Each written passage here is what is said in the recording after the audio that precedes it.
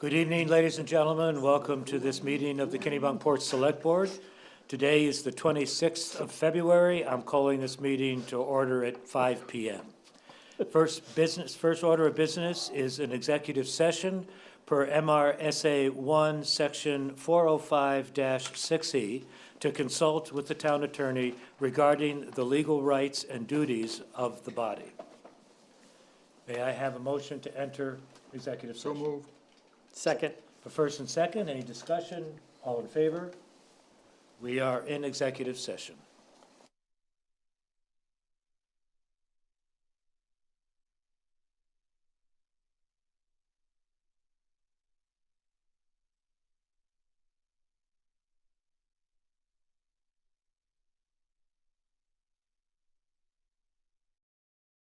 Good evening, ladies and gentlemen. We are back from executive session. I apologize for the 8 minutes that I've kept you sitting here. We do need to take a vote to exit executive session. We do not. We are out. So I will welcome you to this meeting of the Kennebunkport Select Board. Today is February the 26th. We are resuming the meeting at 6:08. Would you please rise and join me with the Pledge of Allegiance to the flag? I pledge allegiance to the flag of the United States of America and to the republic for which it stands, one nation, under God, indivisible, with liberty and justice for all. Thank you. Next order of business is we have a litany of approvals tonight for minutes. We'll be approving the January 22nd, which was the Neighborhood Housing Trust tour that the board took. Also February 9th, which was the response. So what did I put down there? Legislative letter. Isn't that wonderful? That was the one for the response to LD 2173 that we had at 1 p.m. February 11th was the bus meeting that we had here in this room. February 12th, we have been busy, was our normal Board of Selectmen meeting. And February 19th was the joint meeting between the Beach Advisory Committee and the Board of Selectmen on GRB parking. So moved. I have a motion. Second. Second. Any discussion? All in favor? Thank you. Item 5 is our public forum. This is an opportunity for anyone who wants to address the board with any issue that is not on the agenda. Anyone here present? Anybody in Zoom land? No hands raised. Then moving on to item 6. This is the approval of restriction on vehicle weight limits on certain roads in accordance with 29 AMRSA Section 2395 and Kennebunkport Traffic and Parking Ordinance. This is the time of year, thank God, you wouldn't believe spring's coming with all the snow, but this is the time of year where we consider closing certain roads to vehicles over 23,000 pounds. This is in order to protect the road during the spring thaw. Heating oil trucks are still allowed to travel on the roads, and people can also request a temporary permit from the Public Works Director as long as the temperature is below 32 degrees and there are no visible cracks on the road, then the permit will be given. There is on the packets online, if you're interested, there is a list of the roads that will be posted. Note that this is the same list that we had last year. So if it wasn't posted last year, it won't be posted this year, and vice versa. So depending on the weather and the frost, we hope to reopen all roads in the beginning of April. Are there any thoughts or concerns from folks here? Any news, any hands? Great. Okay, I'll move it. Please. Motion made. second. Motion first and second. Any discussion? All in favor? Item number 7. This is a renewal of a liquor license for Olivos, if how do I pronounce that, LLC. We know it better as Ultramar and the Casa 77. on 77 Pier Road. The town is suggesting, recommending approval of the license. So moved. Second. I have a first and second. Any discussion? All in favor? Thank you. Number 8, this is an update on the hazard mitigation funding for the Ocean Avenue Wambi Beach project. Thank you. Barry Chef with us. Good evening, Barry Chef from Woodard and Curran, and I know you have a full agenda, so I have some slides prepared, but I will go through them rather quickly. And if you have any feedback, don't hesitate to stop me. I know you're a great board in that respect. If you can go to the next slide. So you may remember we initiated this work. It's been a while, September of 2023, after the success of the Pier Road Causeway project, and then in January of 2024, we all experienced those dramatic storms that closed Ocean Ave. This is just a quick visual for folks. If you remember, there's 2 different scenarios here. The Lake of the Woods, which is rainfall-derived flooding, and then the Atlantic Ocean, those elevations I'll refer to quite frequently, being elevation 11 is the base flood elevation, so that's the 100-year flood elevation with the Lake of the Woods, and the Atlantic Ocean is an elevation of 15. The VE is the velocity zone. This is just a picture for those of you that may remember that storm. It was dramatic and closed the road for an extended period of time. That's Wambi Beach? That's Wambi Beach. You got it, yeah. So just in terms of design goals, when we started this project, the low point is down towards Wambi Beach. Plan right is 10.0 feet, 10.04 feet, and then the low point in front of Walker's Point is 8.82 feet, 4 feet. And we had really some goals of trying to make sure that we minimize disturbances to the abutters, stay within the existing town right-of-way, and minimize impact to existing driveways. So in this picture here, what you're seeing, this was our preliminary design. This was work that we did as part of this effort with preliminary evaluations. And the board at that point, back in April of 2024, suggested we advance the design. We called it 14-7. So setting the elevation of the road down around Walker's Point at elevation 14 and elevation 17 with a wave wall down at Wambi Beach. If you can go to the next slide. As we proceeded through design and permitting, we found that there is a sand dune that's been designated, and so as part of that sand dune, there are no retaining walls allowed within a sand dune, within a coastal sand dune, based on the DEP rules. So what we did was we eliminated the wave wall, which was a retaining wall, and elevated the road. It really only raised the road section by about a foot. If you can go to the next slide. And as part of that, what we ended up having to do was we looked at trying to maintain as much parking in that area as possible, and added a safety shoulder. So where Wambi Beach parking area is now, you'll see that's a safety shoulder. And then we added some on-street parking. We had some feedback. We solicited feedback from the abutters. We solicited feedback from the public works director and the police chief and the fire chief. And you may remember we had a site walk back in September with the board, and it was determined that we wanted to eliminate that on-street parking, that the safety issues associated with that little section. So if you go to the next page, where we are currently, this is where we are currently with our design, which maintains that safety shoulder. It's a critical piece, we know. And as part of this, really to the heart of the matter, we've been working closely with the town's direction with FEMA and with MEMA to submit a grant application, a hazard mitigation grant application. There was a disaster declaration for a storm, and we've been working to prepare that application. We're ready to submit 100% design documents to the town in the coming weeks. And in anticipation of that, if you can go to the next slide, this is the timeline as part of this FEMA HMGP is Hazard Mitigation Grant Program.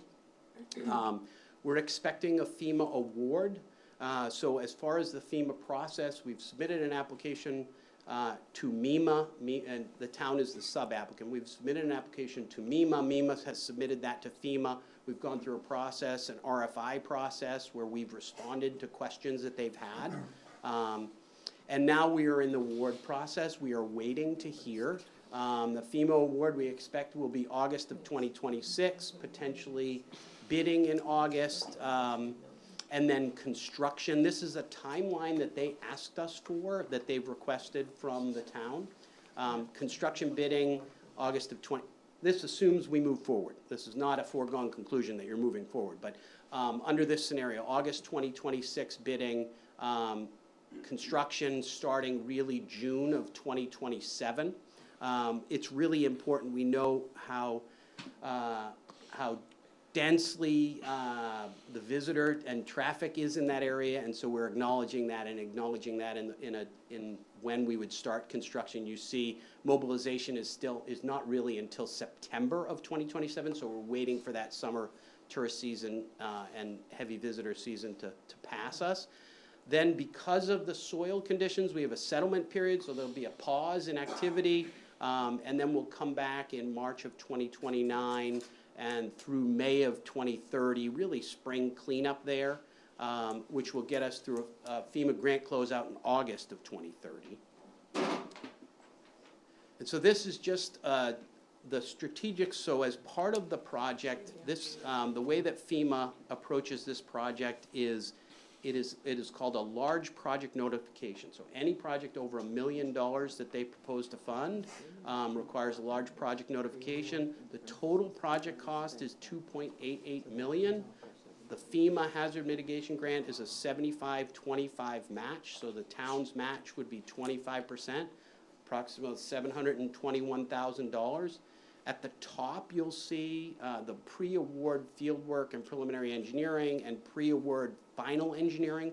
Those are funds that you've already expended for design. Those would come out of your, it's called the non-federal share, but the local share. These are requirements of the FEMA grant, was this strategic fund management plan. I am happy to go into tons more detail if you wish, answer any questions of the board. So we basically have lost our parking, or will lose most of our parking there, and I just think it's just too much to lose to do this project. That's how I'm feeling.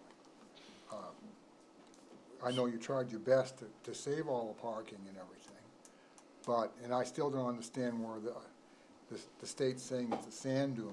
That just blows my mind. I just can't do it. It's So there's, $721,000 that the town's gonna have to pay. And I'm 74 years old, and I've only seen this much damage that one time. So I would much rather would see the town, if it happened again, to spend the money to go ahead and just fix it. Well, how much did that cost us to fix the road when it washed out, roughly? Chief Simeone, do you remember the numbers? We got some federal grant money for that. Huh? We got some state grant money or something for that too. Yeah, to the best of my recollection, it was right around $88,000 for all the repairs along Ocean Avenue. Okay. So that would give us, we could fix the road 8 times for that $721,000. So, you know, it happened once it has happened once in my lifetime.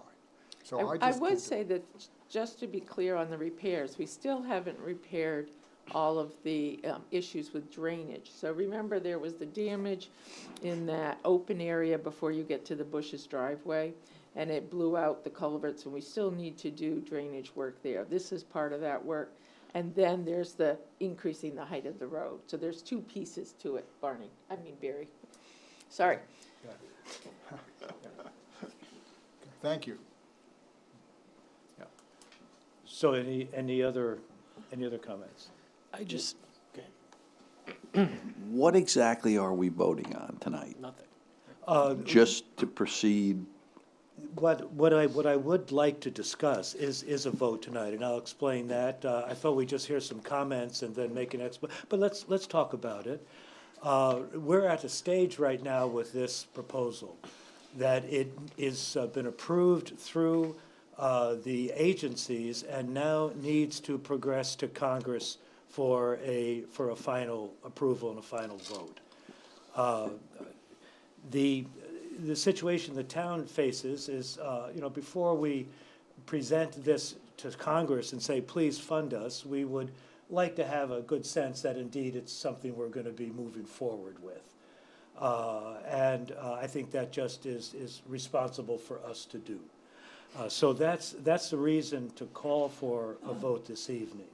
We're discussing right now with Alan beginning our discussion on the merits of moving forward on this project. And as was pointed out by Barry, that 721 is really 606 because we've already spent 214. So that would let you do it 6 times. But, the question, and I appreciate that there's some question of whether by 2030 one needs to think about raising vulnerable roads to this height. Certainly the state very much feels that we should be managing to this. In fact, this might be a few inches below, but there we are. It's a matter of trade-offs in my mind. We have an opportunity to leverage $3 million, a little less, but $2.9 million for a $600,000 payment. If this road continues to wash out, we'll be faced with paying that full $3 million. Maybe there'll be money from the government, maybe there won't. But this is a bird in hand. I appreciate that it lessens the now there's not parking there's a safety shoulder. One can repair a tire in that safety shoulder. Now, they might also have lunch and look out to sea, I don't know. But it's a safety shoulder. But there is a spot there. It just, in my opinion, the responsible thing to do is to accept this opportunity to make a leverage of the town's funds, which, by the way, are already allocated. It will not affect this year's tax rate at all, to leverage this kind of money. So that's really where my thinking is. Because, John, on the 721, some of it we've already spent money on, and we have already put other funds aside, is that correct? Correct. In the capital reserve or the climate. Correct, the 606. So the now money's already been put aside, it just Precisely. hasn't been used yet. Precisely. It's allocated. So where I mean, I Okay. think, to your point, that we are still waiting to hear if the town is actually, this project has been approved. Obviously, if the town was to take a vote that we have the match money, I'm sure that would make it more competitive down in Washington. And we've already put the money away, so it's no additional money that we're looking for. So I'd hate to have Congress say, okay, you got it. We say, no thanks, we don't want you. Yeah, so, okay. That might hurt future, that would be my Yeah. thought. Yeah. And I know, unfortunately, the way the parking works down there, we can't have it because of it is a sand dune, You're supposedly. gonna lose a lot of I parking. know, but, And a lot of people park there. So I think where I'm coming from is, what Barry, what you guys presented us in the beginning is like, we got it all, we got parking, we got our elevation, and we were like, hey, let's go, because we knew there was gonna be grant money out there.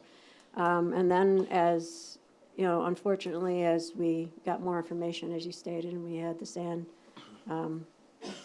dune. So I look at it this way. I'm glad that we have the 600,000 in our capital account or our fund for this, the resiliency projects. But if I prioritize the resiliency projects, I'm still waiting for, I look at it from the, what could be or should be or isn't or will be or won't be done from the study that we're doing right now in the harbor. So I look at that as, that's the transformational study that I'm waiting for, and I don't know if we're going to have to allocate funds to do something there, or what the options are gonna be. So I sort of prioritize, I'm sort of, in my mind, I wanna hold on to that bucket of cash, and I wanna wait for the river study to come back to see what our options are there. To Alan's point, I'm not willing to, I think we were all working down the right path, and I listened to John and heard from David. And so I agree with you guys, but also I just don't want to give up the parking, because we just don't have any real stuff on that road, and we're not getting hammered. And I know the consequence of doing that, as John pointed out, is there's, the bird in the hand, and that's where I'm struggling. And if we didn't have other areas in the town where we're gonna have to probably raise some serious cash to do some things, like the port area, then I would probably consider this a little bit more. But right now, I think I would hold off. Joe? This is a tough decision. You have to balance the parking issue, but it's hard to walk away from that subsidy. And it's also, I mean, the road could use a little work down there. I mean, even now, it's sort of grifty and, not the best road surface. So it's gonna be, it's a hard decision. Alrighty.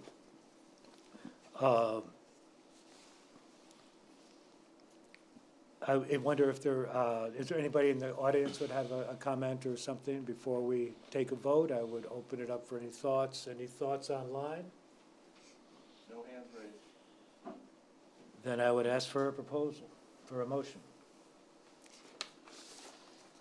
So you want a motion to approve, sorry, The motion would be to approve the expenditure of the funds required, and I don't have the exact number, but it's the funds, already allocated funds, to ensure a in-kind payment for the work on the Wamby Beach landing. so did you just make the motion? I just did. Then I will second the motion. I have a first and a second. Any further discussion?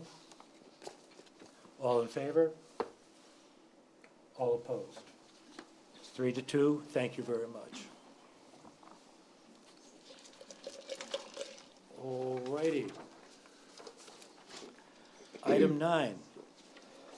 This is to consider the request from the Neighborhood Housing Trust to place the transfer of property located at map block 314 on the June town warrant. And I believe Larissa is here, and you'll tell us a little bit of where 314 is located, I'm sure. I absolutely will. Hello, Thank I'm you. Larissa Crockett. I'm the Executive Director of the Neighborhood Housing Trust. Thank you for allowing us to come to you today. So the parcel in question is at the corner of Goose Rocks and Log Cabin on the Trolley Museum side. So you can picture that corner. It's about a 1.4 acre lot. It's in the forest and farm zone. It is a non-conforming lot of record that did at one point have a home on it. And what we are asking for is for permission to go onto the town meeting floor and ask the townspeople if we may have that land for the purpose of building a single home that will then be sold. The buyer will be chosen through an application and drawing process. And that it would be first offered exclusively to Town of Kennebunkport employees and RSU 21 employees. And if for some reason there is not anyone within that pool that applies and is qualified and wants the home, we don't think that's likely, but if that were the case, it would then be expanded the applicant pool to people that currently live in or work in the 3 towns of Kennebunkport, Kennebunk, and Arundel. Is there a reason why it's a single, there's obviously perhaps room to put a duplex there or not? Have you looked at Well, that? there absolutely is. Unfortunately, it's because of the zoning that is on that land. While it's a lot of record, it is smaller than current zoning would allow. And so I think I am understanding from the planning department that a single-family home is the maximum that could be placed there. So you actually want to come in front of the town meeting and go ahead and ask the voters at that meeting to vote on it, to give it Yes, to you? yes, we are not asking the select board to give us the land. We're asking for permission to go to the townspeople and ask for permission through the town meeting process. And the restrictions, the pool would be Kennebunkport, town employees, which would include fire and EMS and. Yes. Okay, or RSU 21. Yes, If that doesn't give us a large enough pool or there's no interest, then we would expand it to the same groups within the town of Kennebunk and the town of Arundel. correct, And these would be permanently affordable. correct. I would actually. Permanently deed restricted, that would be the pool of people that would, upon resale, would be the first to be able to buy the home at a below market rate. Below market rate. I want to make a slight correction. When we talk about expanding the pool, it would not then be limited to only town employees of Kennebunk and Arundel. It would be expanded to anyone that currently lives in or works in one of the 3 towns that we serve. Okay, well then, I just think you also need to include that So, for the town of Kennebunkport. Yes, 'Cause that was right, all 3 towns, yes. so I would rather see it go by ballot, let everybody vote on it, one way or the other. Even though I'm in favor of what you want to do, 100%, I'm on your side.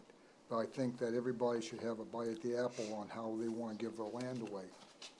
I hear that. Our request to be on the floor is really based on being able to allow people to ask every question that they want to ask and have a conversation on the floor to make sure that there's really solid understanding about the process and the proposal. So that's why we feel like the floor might be a more sound space for us to have that open conversation. So that's why we've requested for the floor. Yeah, I get that. I understand that, and I think we do have the public hearing for anything that goes on the ballot. So I think we could achieve that. Because if I look at the disparity between, who shows up at the town hall, there's maybe 40, 60 people versus our voting population that shows up at the ballot. And I think for something as important as this, I'd like to have awareness, one, of what the town is doing, because I think in the past, the town has maybe suffered from lack of awareness on certain things, getting the whole town vote in. My other question is, and it may be Larissa, maybe you can't answer this, but maybe this is more to Lori. Both sides of the parcel of land there is forest, and it's also dedicated to Julian Howard. I believe the Julian Howard dedication is on the opposite side It's of on the road. both. You think it's on both? There's a sign on both. There is a sign on both? Yeah. We looked at a plot map of it, and it showed the Miller Forest, and then it showed the Julian Howard piece, but that could be. Yeah, so I think I just want to make sure that we do the due diligence and make sure that there's nothing that precludes us from putting this. If the town did something, do we have to do something does the select board have to make a decision to unmemorialize that plot, or what? Or do we call that I think we just need to understand Sure. where we are on that one. We sometimes jokingly talk about how we are delighted to sell our souls for any naming rights of any form, okay? So whatever the town would like to call this home and this parcel, we have no preference, right? So Right. if you tell us that this is named after anyone, we say, great, that is the name of this home, and that's how we refer to it in perpetuity. Yeah, so I'd like to make sure that we clear that up before, we go forward to make sure that we're not misstepping. But then I would like to see it discussed in this form when we do all our ballots, and I'd like to see it go on the ballot, Okay, great. my preference. I have a couple of questions. You gonna go? Okay.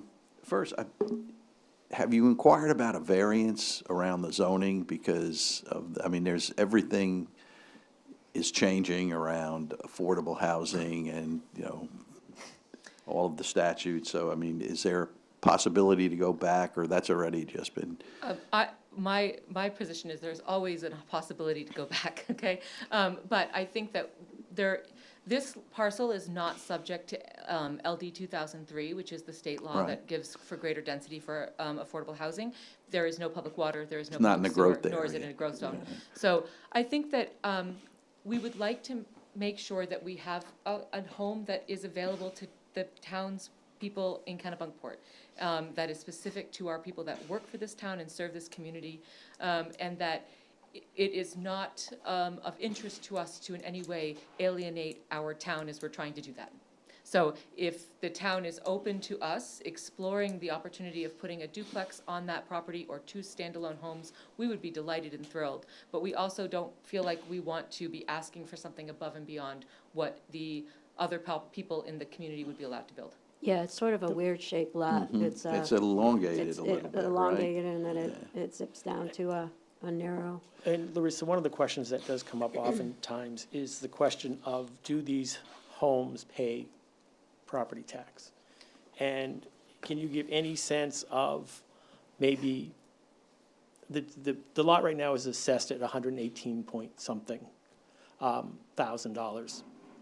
We figured out that's about an $800 property tax, which is not a lot of money that the town isn't getting right now. But people are concerned that some of these projects do not pay, these homes don't pay tax.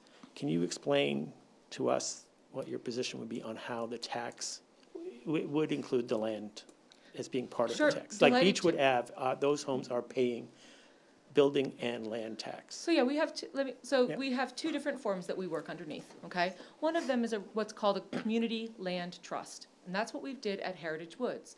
So in a community land trust model, the community land trust, being the neighborhood housing trust, continues to maintain ownership of the land itself as a way to ensure the affordability into the future of each home.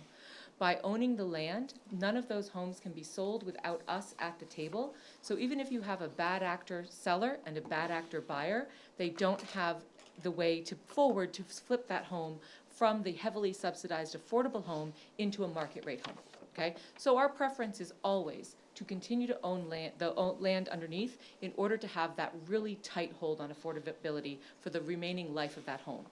At Landon Woods, however, for a number of reasons, we have a different model there, and that is a condominium, now HOA-run neighborhood. The association owns all of the land, and the homeowners own their individual homes, and the property taxes are paid on both the house and the land.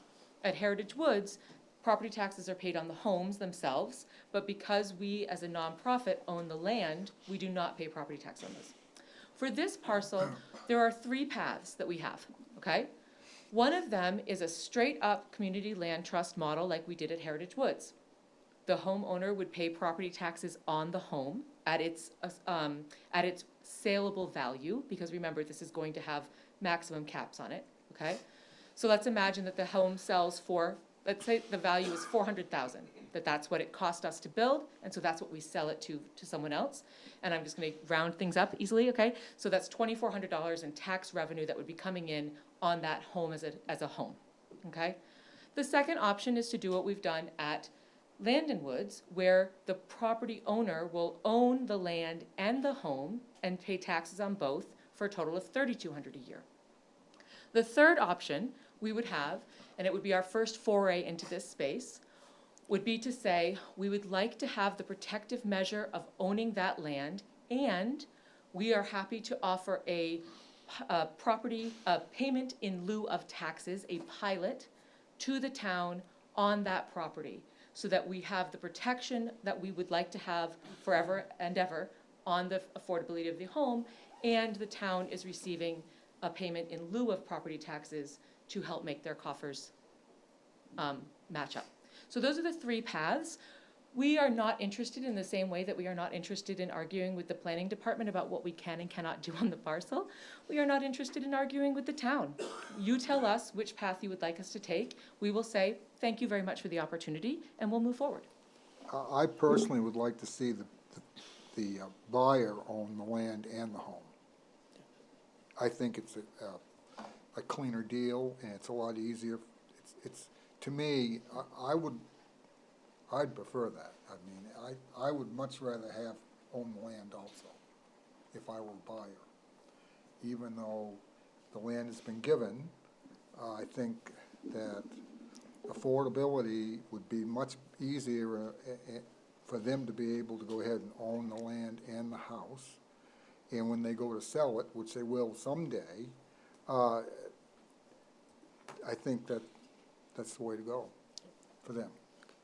I kind of like having the control of the trust, being able to ensure that stays affordable.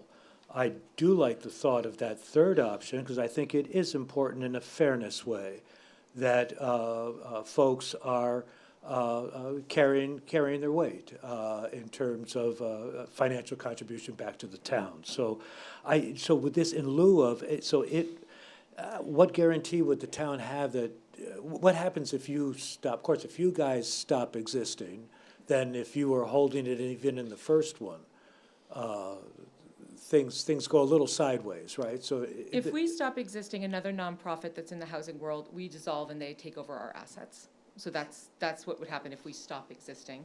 You know, you have, I think, only one other nonprofit in town that offers a pilot as a partial payment of their value of their land holdings. Right. And we would have to see what, Lori, do you know if they have a legal agreement to do so, or how that, They don't. okay. So it is a question of, somewhat we would question of need to trust, establish but we could that. establish, we could talk to legal and see if there's a way to. And that it would carry on your thing, Yep. but that would have been my choice. So Larissa, what is so when we've talked about the other ones and the affordability passing on and on, what's the concern, I'm not following on our past conversations versus maybe the potential concern on if we, to Alan's point, have this house and the land sold?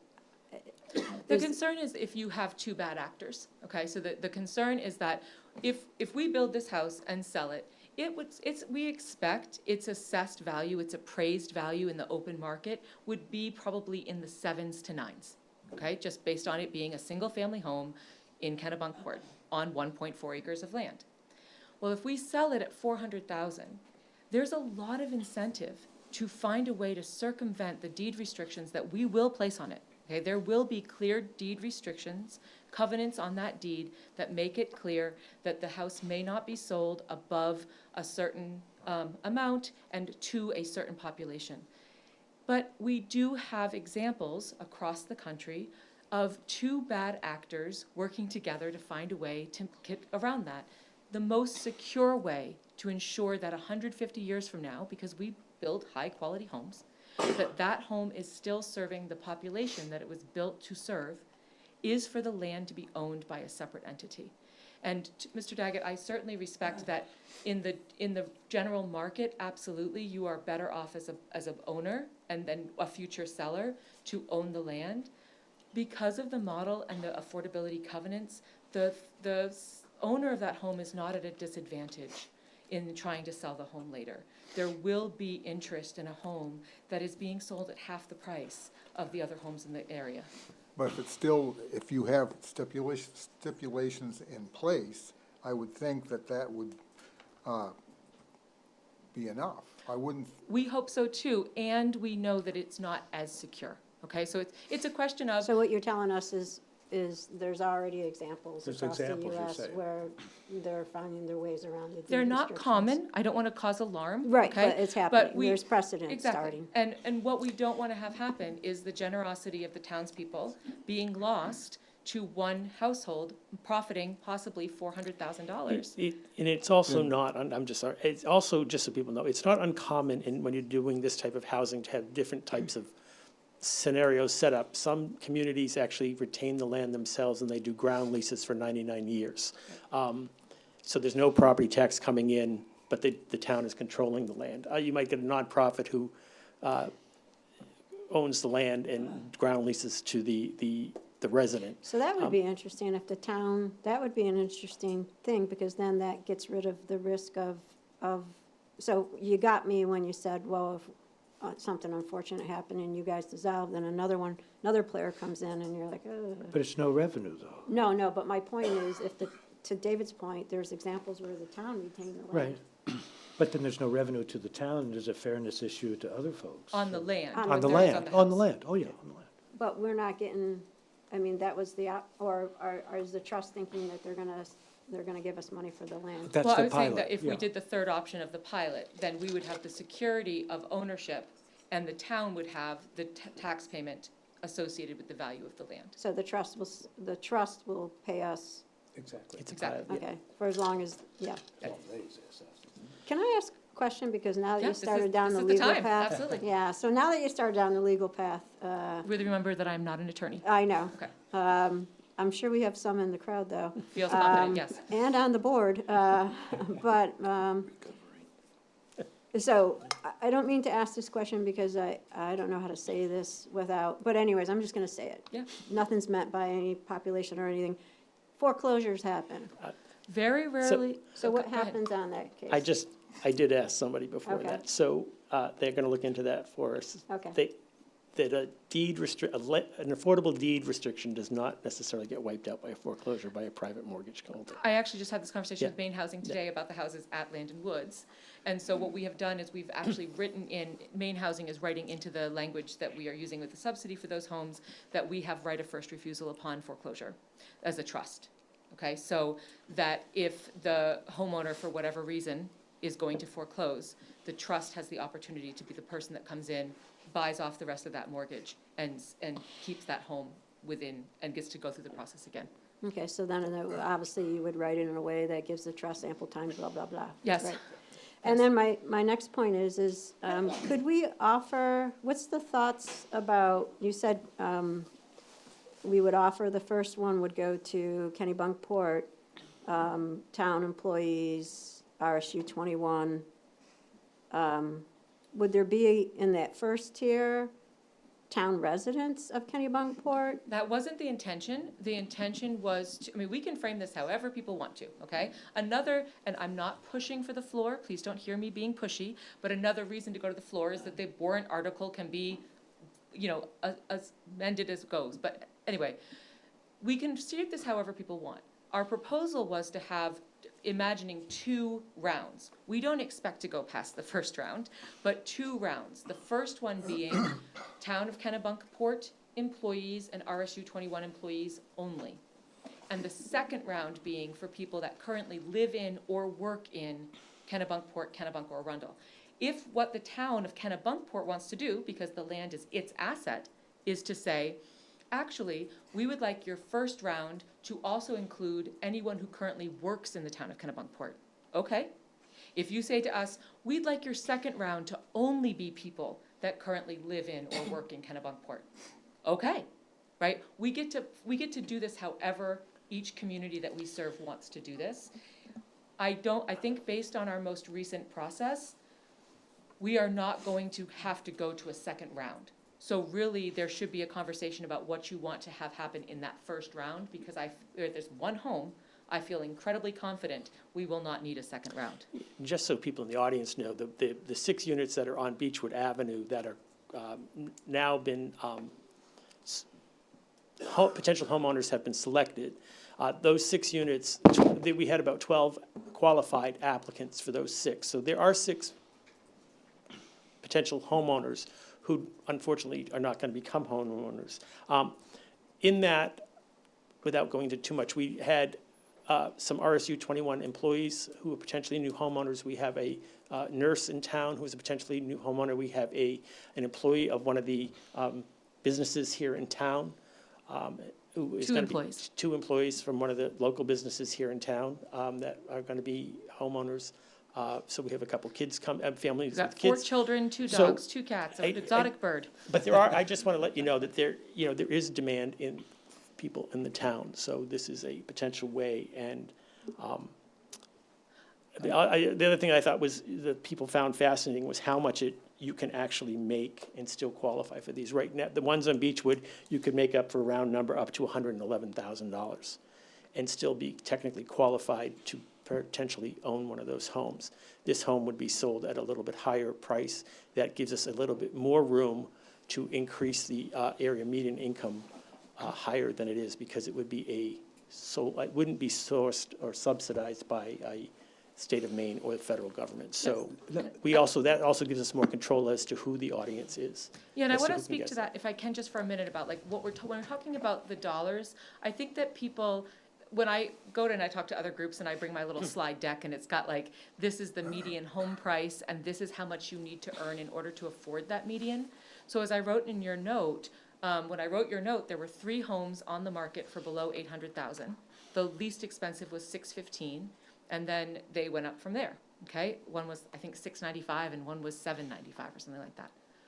So when we talk about what you need as a household income in order to afford an $800,000 home, okay, it's over $200,000 a year. Most households that are working in our community do not make $200,000 a year. That is a lot of money per year to be earning as your wages in your household. So when we're thinking about this home, we are excited to test a model that we haven't had an opportunity to test yet.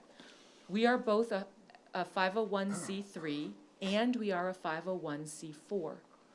Under the C4, we really can sell homes at really whatever prices we want to. And we are thinking that this is a great place to test a model of serving that missing middle that isn't served by the subsidies that are coming from Maine Housing. So if we think about, and I never like to talk about what public people make in public meetings, because sometimes people get a little feisty about, what do you mean they make that much money? But let's imagine that we have a household that has a teacher that's been teaching for no more than 5 years, and we have a police officer who's been being a police officer for no more than 5 years. That household together is probably going to be earning about $125,000, maybe $130,000 a year. Okay, that's where they're going to be. Now, for a lot of us, we're like, wow, $130,000, that's so much money. But $130,000 is not anywhere near enough money to get a home at the prices that are sold in any of our communities.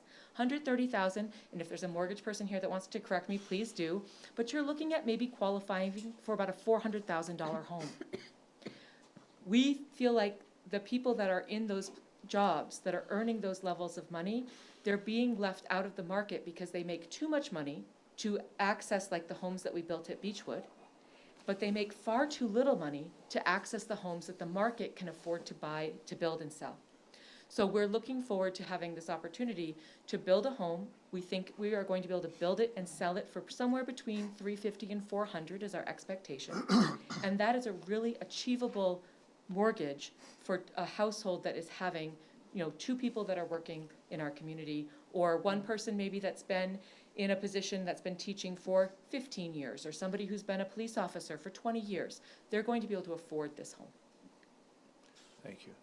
I might put just one other thought. As I understand it, if we did this during the town meeting, you would be able to make some of these changes. Maybe it could be a duplex if a duplex came up, or maybe it could be, if that were possible, or if the way you want to do the land. Whereas if we put it on the ballot, we're going to have to nail it specifically as to exactly what it is. And you take out the opportunity to work with folks who are there because they have an interest in being there at that meeting and moving this issue forward in the most advantageous way. So I think the town meeting has a role to play, particularly in this case, when you can actually mold what parameters you want around this vote. But you don't need to do that for the vote, because all you're doing right now is saying that the Housing Trust wants to build a house on this property. You're not saying it's gonna be, you're saying basically in the range, it's 1,500 square feet, we're hoping to market it. So you're giving that level, but you don't have to go to the town and say we're building a duplex because you haven't gone through the zoning board process yet. But people are going to know when they vote, what are they paying taxes? But What are the taxes being paid? But in order to do that, you're gonna have to let them go through the planning board process. You can't No, you do articulate. not, you do Take- not, take no. off the duplex. Single Sorry, I said the single-family duplex. homes do not have to go through planning board. Yeah, so if it's a single-family home, I think the more germane point is, does the town, so I'll just say it right out. I will not vote for this, I will be a no vote for this to go to the town meeting because it is 60 people, and this is important. This is a town-owned piece of property.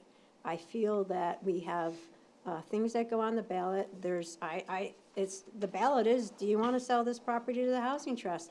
And Larissa, when we have the public hearing for all our ballots, this is what we do. People come to this room, and we talk through all the ballots, and people can give, and the board at that time makes the decision to put on the ballot after they heard from the public. Fewer than 40 people usually come to those public hearings. There may be some people that are online, but those are the only ones that hear it. Same number that would have been at the town meeting. So I don't know, this is an issue, but This is a town-owned piece of property. And every voter that pays taxes needs to have the ability to pull that lever, yes or no. This is not our money. This is not 60 people's money. This is every resident that chooses to go and exercise their voting, this has to go on the ballot. I don't think it will fail. I just want to be able to say this thing went on the ballot. If anybody asks me a question, I'll say the majority of the town voted for it. And I'm Thumbs up. feeling the same way. It should go on ballot, because everybody should have a chance to say yes or no.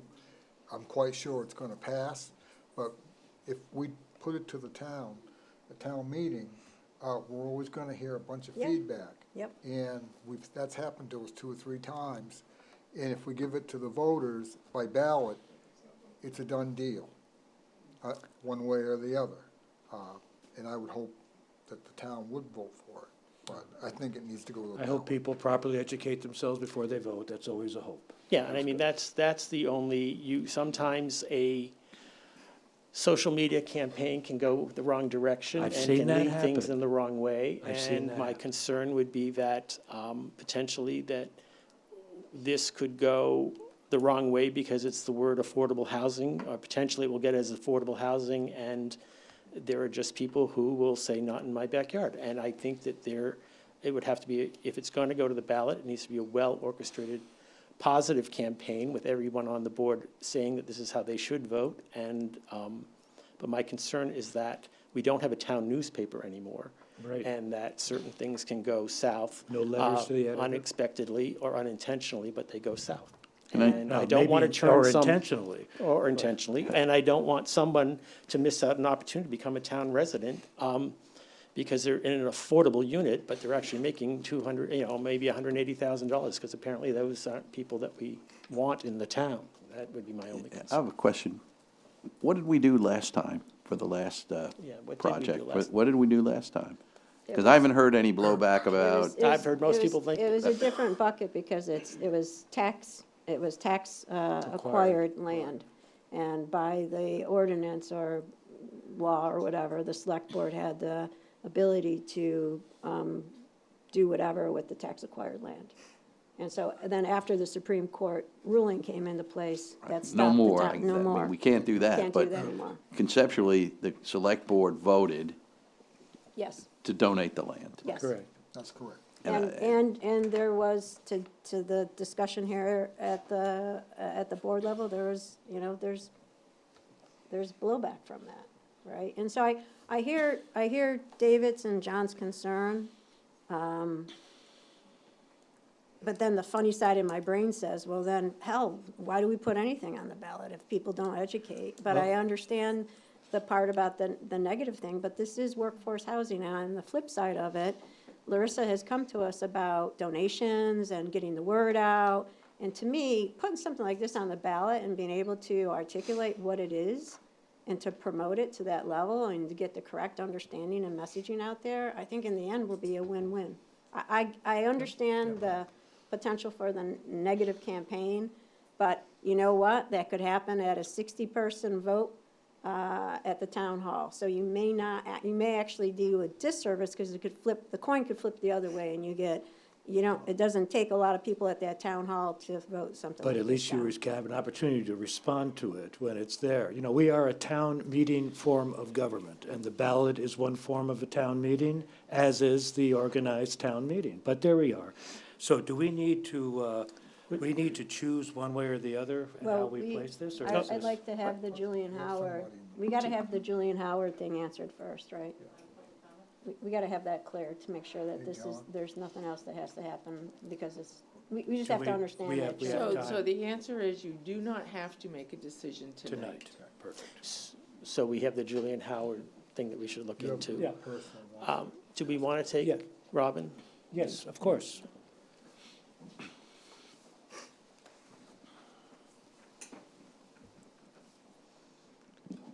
Robin Phillips, Kennebunkport. I have trouble with this whole concept of the town meeting, because we know who shows up.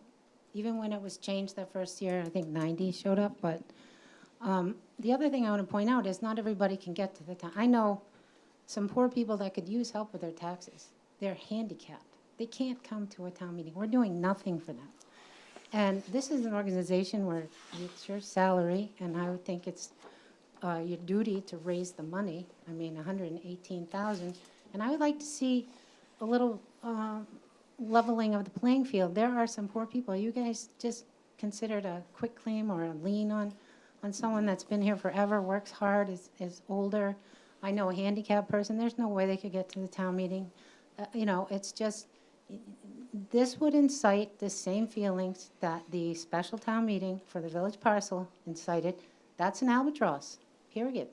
And then the peer meeting didn't go too well either. So I think people are onto that, and I think if there is a vote, which I have asked for several times in the past, probably whenever you started, to put it to the people, and it was always denied. So if you're gonna put it to the people, because if you're handicapped, if you can't drive, if you have to work in one of our businesses, you can't go. So then they don't get the vote. That doesn't even seem legal. And I would like to say that I think we need some kind of ordinance in this town that the select board can't just give away things. Because that first round, nobody even knew about it. It was just given, and that was our skating rink, but the town wouldn't do anything to really make it nice. And that caused a lot of, people are still mad about that. People still don't even know what it is. So I would say if you are a full-time person with this job, that 118,000 isn't that much. And I wouldn't mind seeing maybe a little help for some of these people I mentioned that are really struggling. I mean, you can't help it if you get a head injury and you're in a wheelchair, And it's really hard to, for that person to, keep going as well as they want to. So I just think there should be a little consideration for the true people who need some help. I mean, if you're earning, I understand the concept, but the way it's been orchestrated has caused a lot of resentment, and a lot of people are still ignorant to what this actually is, because it's been a little cloaked. And I read in the packet that this was not tax-acquired land per the safe, the vault. But when you look into this land, it was a veteran who couldn't pay his taxes, who the town made some agreement that he could stay there for life, and when he died, they took the land. So to me, that's not exactly someone giving up, that was, in a way, tax acquired. And then that was in 1959, he died, and the town voted to take it on.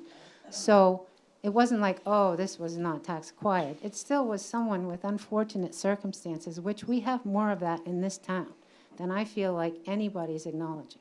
So I would appreciate that, and I would appreciate a straightforward way for people to vote and really let them understand. We have public hearings. We show up when we're curious, And, if this was a really popular program, I think they would raise more money. I mean, we got $500,000 for a town hall in one day, right?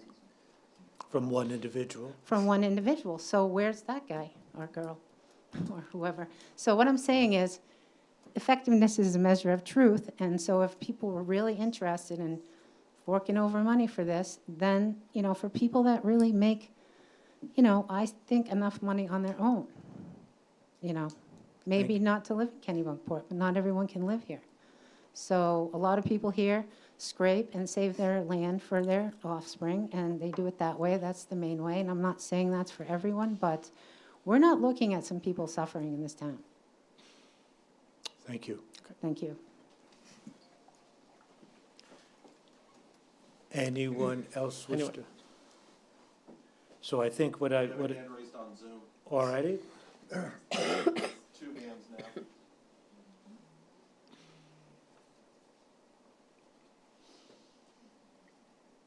Hello. Hello? Hi. Hi. This is Melinda Anderson And, speaking. Linda, and could you say where you live? Sure. I live on Bryant Lane, lifelong resident. And I agree with Mary Beth and Alan in saying that it should go to the voters. And the voters, I called today to find the number, and our town voters is 3,418 people. And at the town meetings, I have the numbers from 2017 to 2025, and it starts at 51 people, 53 people, 60 people, 29 people. So when it goes to, consolidated school in June, there's not many that go. And I can understand to some degree that, people can talk, but they don't. They don't. No one really hashes it out back like in the old days. I know back in the old days, I used to be in the back of the room. My parents would go. A lot of townspeople went, and it was really something that was chewed over. Any amount of money that the town spent was really, really chewed over, and it was accepted. But now it's kind of quiet unless you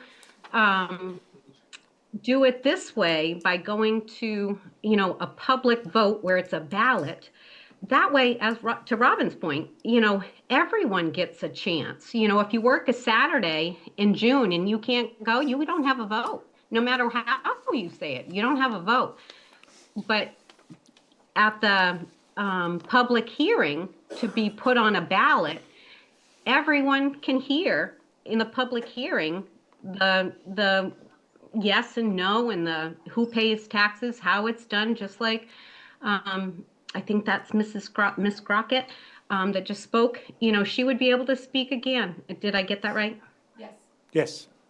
Yeah, I'm sorry. Sorry. And, another thing to think about is since, kind of you can throw all these things in and come up with the best way. Today I heard a really interesting thought that what would happen if you put a pad on that property, a concrete pad, and allowed somebody to have a mobile home on that. That way, when they leave, they take their home. They can sell their home. The next person can come in, the septic and the water is there, and you get another chance at that. And I can throw a number up because it's a real number. I know someone that just did this 2 years ago, and it was $115,000 for a mobile home. So if we're really talking about affordable, that's affordable. And I want to say again, I think it should go to the ballot because then everyone really gets a vote. Even to Robin's point, there's a few people I know of that can't get out to go vote. They wouldn't go out and go vote because they may feel like people are looking at them because they're handicapped, and they weren't handicapped in their younger years. Now they are. They would want a paper ballot and to do it privately. So that's my thought on that. Thank you, Linda. Is there It's another- Melinda. Yes, we have Lori. Laurie, go ahead. Hi, can you hear me? Yes. Hi, thank you. This is Lori Willett, Kennebunkport resident. And I also agree that this should definitely go on the ballot as opposed to the town hall. And there are so many questions. There's so much more to know about this. And just a couple of questions, naive questions maybe, but is there anything that says that, the employees that get the house, do they have any obligation to remain an employee for any length of time? And if the trust goes away and another trust comes in and takes over, are they obligated to honor what the previous trust has been honoring? Like things, so many questions and so many possibilities. That's all I have to say. Thank you. Susan, Thank you. anyone else? Susan had a. No, she did, but she said no. I think so we are going to table this, We'll table this for 2 weeks. and we will be back with you 2 weeks from. Well, there is some information that the town needs to find out. Yes, no, to indeed. We'll guard find about and the all that. woods and find the name. If anyone has any comments or concerns about it, they should feel free to contact the board, of course, over the next 2 weeks. I will vote for this if it gets on the ballot. Thank you, Mr. Absolutely. Daggett. Caught that. Appreciate that. Thank you. Yep. Thank you. Thanks, Versa. Number 10, we are considering the future special event support. Yeah, so, usually when, an organization wants to hold a special event in town, they need, to get a permit, and that permit would be a mass gathering permit if it's over 250 people, or a special event permit if they're going to use town property. So town property could be a park, it could be, a sidewalk, a road. And so we often get a lot of permit requests throughout the year for everything from bike and road races to other types of events, including community events. And so the question was asked of us recently in terms of what financial support do we give different events in community. And so basically, if you are, Joe Schmo bike race and you come to town and fill out a permit, we give you a rate for whatever those services are going to be. So if you need police at intersections to make sure that there's public safety addressed, then we bill that out. But there are certain events in town that the town has absorbed those costs for, and that includes Memorial Day, the Goose Rocks Beach Road Race and Parade, 4th of July fireworks event, and the Prelude event. And Circus Smirkus in the past, the PTA Circus Smirkus event. So those events we have financially covered. In the past couple of years, we've had to ramp up the security around Prelude, both because of the crowd and also because the world's changed and security levels need to be different. I think our police department has worked with regional agencies to make sure that people are safe during those activities. And so this year, for instance, Prelude, KBA picked up the additional cost for other officers to come in town to help us with that event. We had officers from, I think, Wells and Sanford and York. And so the question has come up, what kind of activities are we giving police officers and employees what we call the detail or special event rate? What ones are included as a town-sponsored event and the town will continue to cover. And so those questions have arisen, and as we are headed into budget season, that seems a relevant question.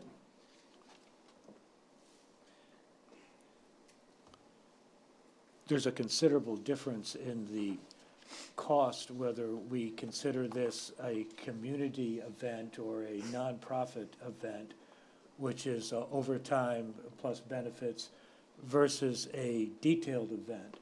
And a detailed pay would be something, as you know, if someone had a wedding and wanted to have an officer there for whatever reason, they would pay the detail rate. And what we have been finding, especially during, when we were covering Prelude as a community event, not paying the extra detail pay, we were out of balance with the folks that were coming from other towns. And we were caught a bit of in a bind because of the union contract wording. It was difficult to remember for us just to pay an uplift or to have KBA cover that uplift. So the question arises, what do we want to cover as community, quote-unquote, events? And what would we want to ask others to cover by paying the detailed event for our officer, the detail rate of pay? So Memorial Day is a non-for-profit, right? Because is that the veterans? So that's. It's that's a- Legion, that's Legion. Right, so that's a yeah, non-for-profit. Yeah. July 4th, we share with Kennebunk. Yes. Yeah, So July 4th is a town-sponsored event. Right, what Kennebunk? the fireworks. The fireworks. Yep, GBA, the Goose Rock, is that? that's a nonprofit. Okay, so we're all good with those. Well, Well, we're good in terms of the rates. are we? That's kind of a question that I've got on that. That's, they are the nonprofit. But let's go ahead. I'm Okay, sorry, I and didn't mean to then, interrupt. and Go then ahead. the school is, the Circus Smirkus, is that? It's non- PTA, it's sort Which of is a, kind of a nonprofit. kind of a sort of. nonprofit. But I'm just going for the rate thing that you talked about. Well, Trying- everything here has been at, Everything has been covered by the town's police department, Exactly. within the town's police department For- budget. 20s of thousands, I mean, for a lot of money. So we're And paying the- our officers either their regular hourly rate or overtime if they're on overtime, but we are paying them what is in the contract. We are not paying them a detailed rate. But the problem, the one that we get caught up in is the prelude. Out of all of these, it's the prelude. Well, Because the- we have that discrepancy that I thought you just stated that things that were not non-for-profit, there's a difference in terms of the contracts of how it's read versus if it's supporting a non-for-profit versus if it's not supporting. I don't think Prelude's not a non-for-profit, right? Prelude is kind of run by a Depends on- nonprofit. KBA, I believe, is a nonprofit. You're a nonprofit. Okay, nonprofit. okay, so we're all, okay. So I think the issue there is, the problem is the size of Prelude, not that July 4th is not a big crowd, but the size of Prelude requires us to bring in officers from other communities, and we are charged then of having to pay those officers or those police departments at their detail rate, basically what they charge the town to lend their officers to us, which is very different than what our officers are making. That's Well, one now, of the we also issues. have discrepancies because in the way Prelude is right now, right, we have firefighters, we have our volunteer firemen that have to be there, plus we have public Public works, Works, yes. right? And so there's. Right. there's And we have two discrepancies in towns. that. And we have two towns Right. paying different rates to their, So do we know, Works so we're going into budget season, what is the Prelude? What are we supporting right now? Do we know that? This past year, for just the Prelude events, our overtime costs were around $23,000. So that's overtime or is that total cost? That's just overtime costs. Overtime with the associated benefits, FICA and retirement. For Prelude? Yeah. And then, do we have a total bucket of what our town paid for Prelude? I would say support costs prior, or in planning for Prelude, with, staff both in Public Works and Police and EMA, exceeds $10,000, I'd say. So, about 33 to 35,000. Yeah, but that, again, that was just, if you take the full, in terms of what we have to pay for the policemen, it's their pay plus the overtime, right? That was just the overtime, was the 23, right? 23 is just the overtime. So if we weren't doing the regular hour support, the 10 grand, let's say, then that would just be work we'd still pay. It's just they'd be doing different work. They'd be doing other things around Yes, town, yes, which are yes. very needed. I mean, the point is, we're doing almost more like $33,000 is what we are paying our officers to be present for. It's not well, it's just, it would be the officers. Public sorry. Works. Fire, Public Works Public and Works fire as well. and the police. And Yeah. also, like Lori said, it's the town staff too, for all the planning. Oh, well, that's just, that's even up in there. So Can I just ask, since Chief Simone's here, how many of our police officers work Prelude? Is it the entire force? Yes, so our entire police department works. Of how many? It's a total of 15 at this 15. point, yep. Okay, so 15 police officers are working Prelude, and they're also working the entire rest of the week 24 hours a day. That's correct. So they're Okay. working their regular 40-hour schedule. It could be more than 40 hours if somebody happens to be out on vacation, somebody's at training, so. you know, Sick. they're- Or sick, yeah. Okay. And right now, Prelude's 2 weekends. That's correct. And then do we have to do anything different when we do the road closures? Is that like another level of, for Prelude? So, you know, obviously, a lot of planning goes into the event. Certainly last year, when we really, you know, increased our efforts for the security, there's a lot more time and planning involved. There's a lot more coordination with outside agencies, you know, not just Kennebunk, but we brought officers in from Wells. So obviously, you know, we have meetings ahead of time to make sure that everybody's kind of on the same page that we are. We're obviously putting emergency actions plans into place. We're also talking about what are the resources we need to get there. So there's more hours just into it than just, you know, what you see in overtime. And then, I know when we were looking down some costs before on different things, I think, I don't know what budget, season it was, but the main Marine Patrol comes in, is that just for the fireworks in the harbor, or are they here during all of Prelude? No, they're here for the big events. So, you know, the 2 tree lightings that we have, they're here for that. You know, we need to have somebody in the river that's available with a boat. You know, as you saw this year, we did have a fire after the fireworks. So, you know, it pays to have somebody in the river, so they're required to be there as well, so.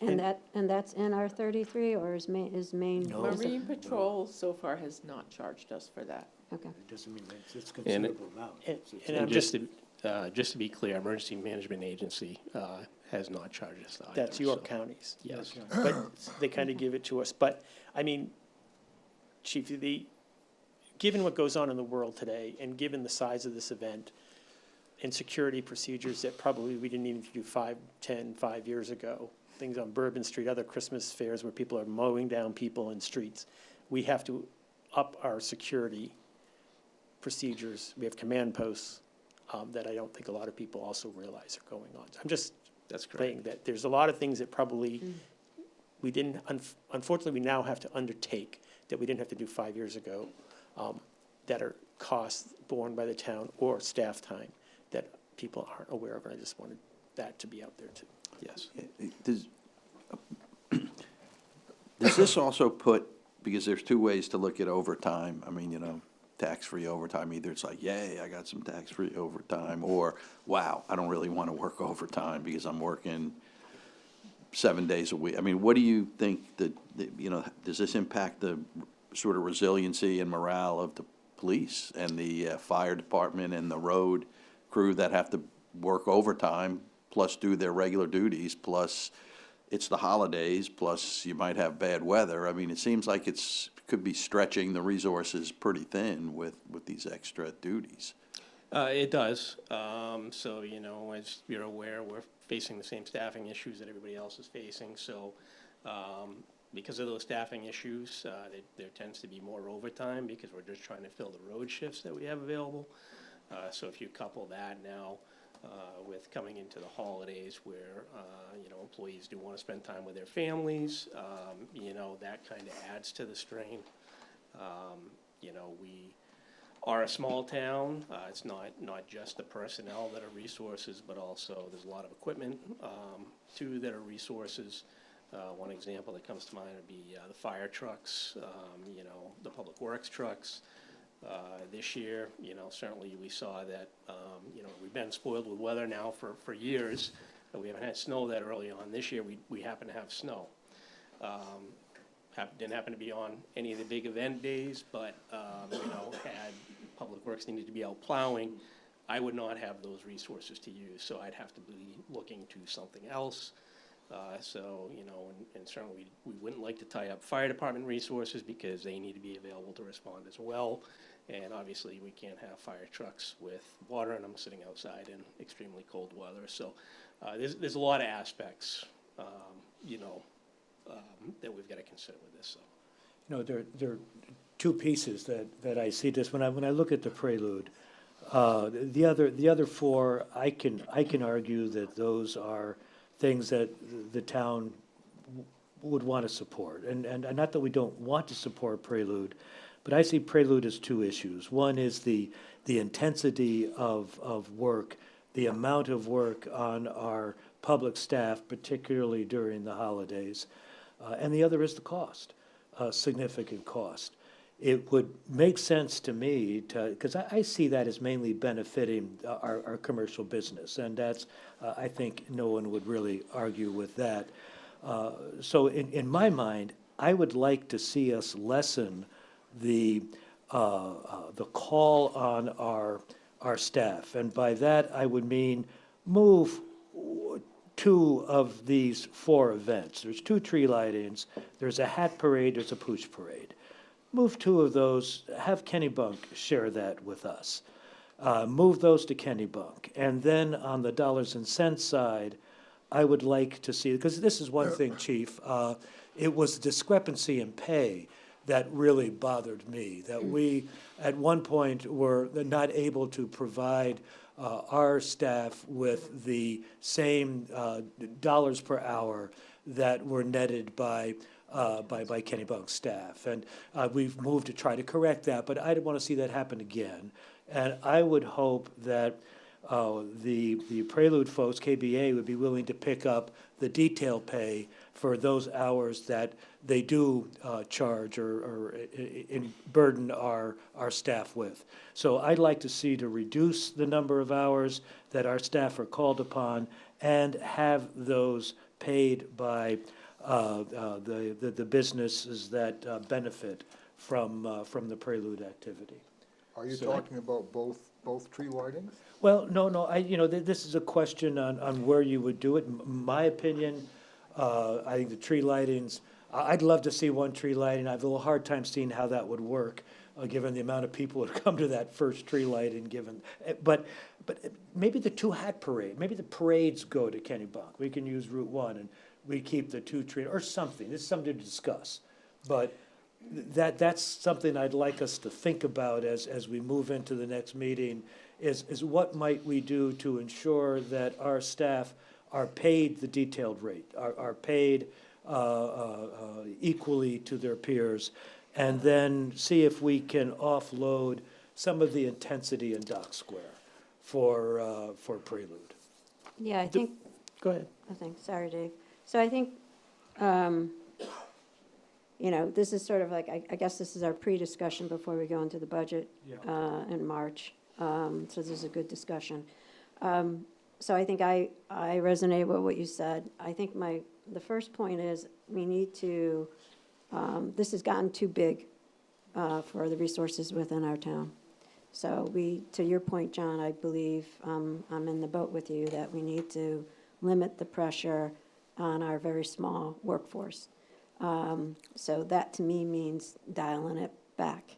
And then by default, not as funding as much. I would prefer to see, one tree lighting, because I'm thinking about the things that cost the resource drain on our small, limited resources is, having two tree lightings. That blocks off, 2 Fridays.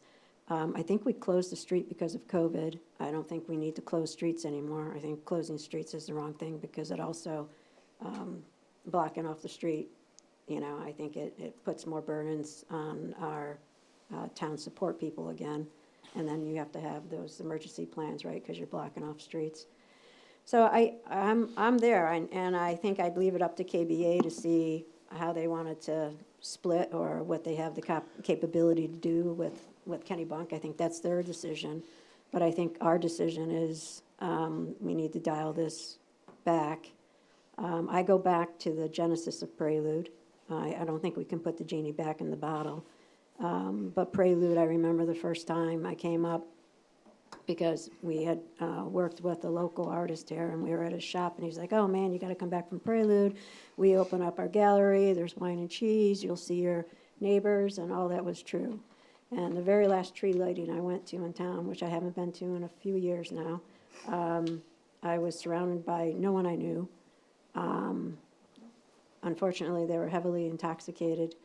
And it was not a community thing. So should our town have a tree lighting? Yes, but I really would like it to be community-centric for the residents to enjoy, but I sort of think that ship has sailed, and we're not gonna get that one back, unfortunately, very unfortunately.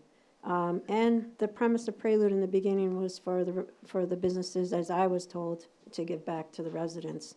And I think we're not in that zone anymore. So now, if we understand, as we go into the budget season, we're looking at 30-something thousand that our taxpayer dollars are being used to support this event, which I don't think a lot of our residents are going to anymore. So I think I'm in the view that I want to dial this back, I think by funding, and then we can talk with KBA on where they want to make choices of where to put stuff. So, hey, Lori, does the second tree lighting cost the same as the first tree lighting?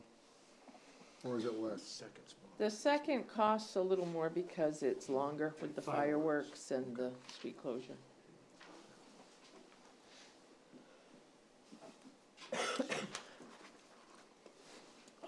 I do want to say that I fully understand the business perspective here. I fully believe that Prelude is a wonderful opportunity for the businesses in town. And I would think we need to be very sensitive to that. It is for them just knowing it myself, that some of these businesses, it is probably their largest 2 weekends of the year. And I think that can easily be demonstrated. I think that there are aspects of it that are still community orientated. I actually enjoy going, whether it's little craft fairs or whatever. So I am not an anti-Prelude person, and I just want that to be known. And I know it is extremely important to the businesses. So I will come at it from that standpoint.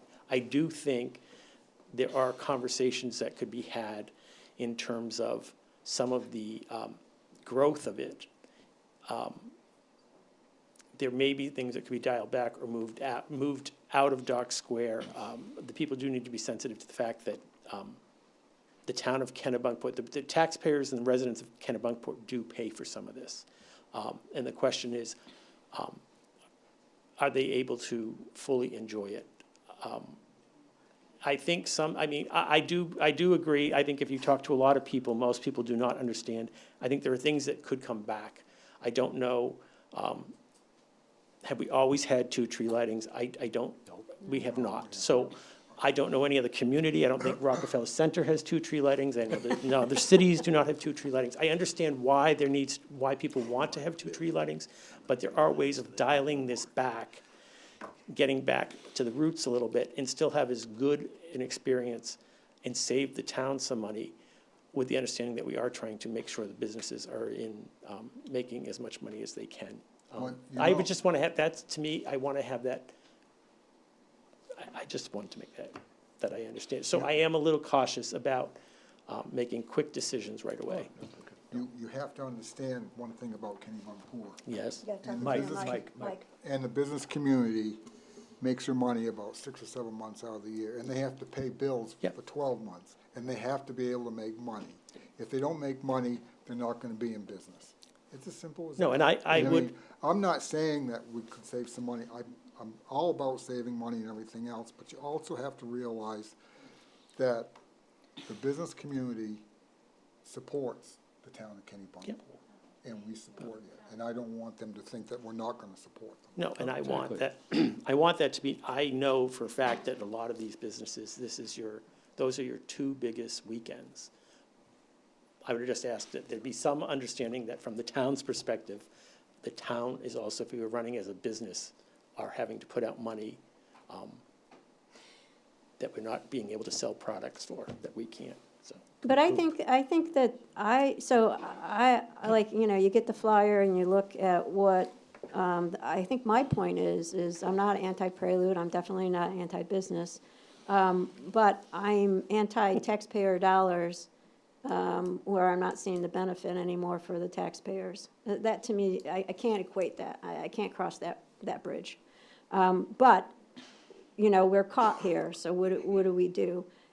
For me, nothing stops the business from having things within their business. It's the mass gatherings, it's the stuff that require our workers. That's the stuff that I want to start walking back, because that's the stuff that costs the residents money. It doesn't stop a business from, I mean, the non-anthem could unplug their trees inside and plug them in and have a tree lighting.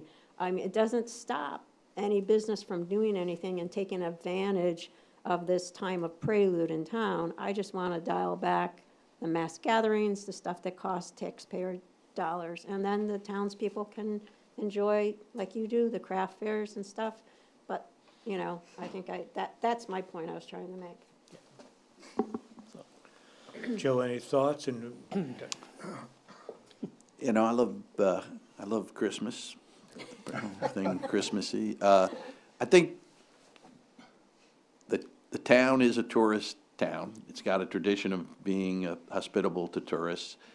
I think the balance that I'm trying to strike in my mind is, how do you support the businesses and the business community without subsidizing the business and the business community?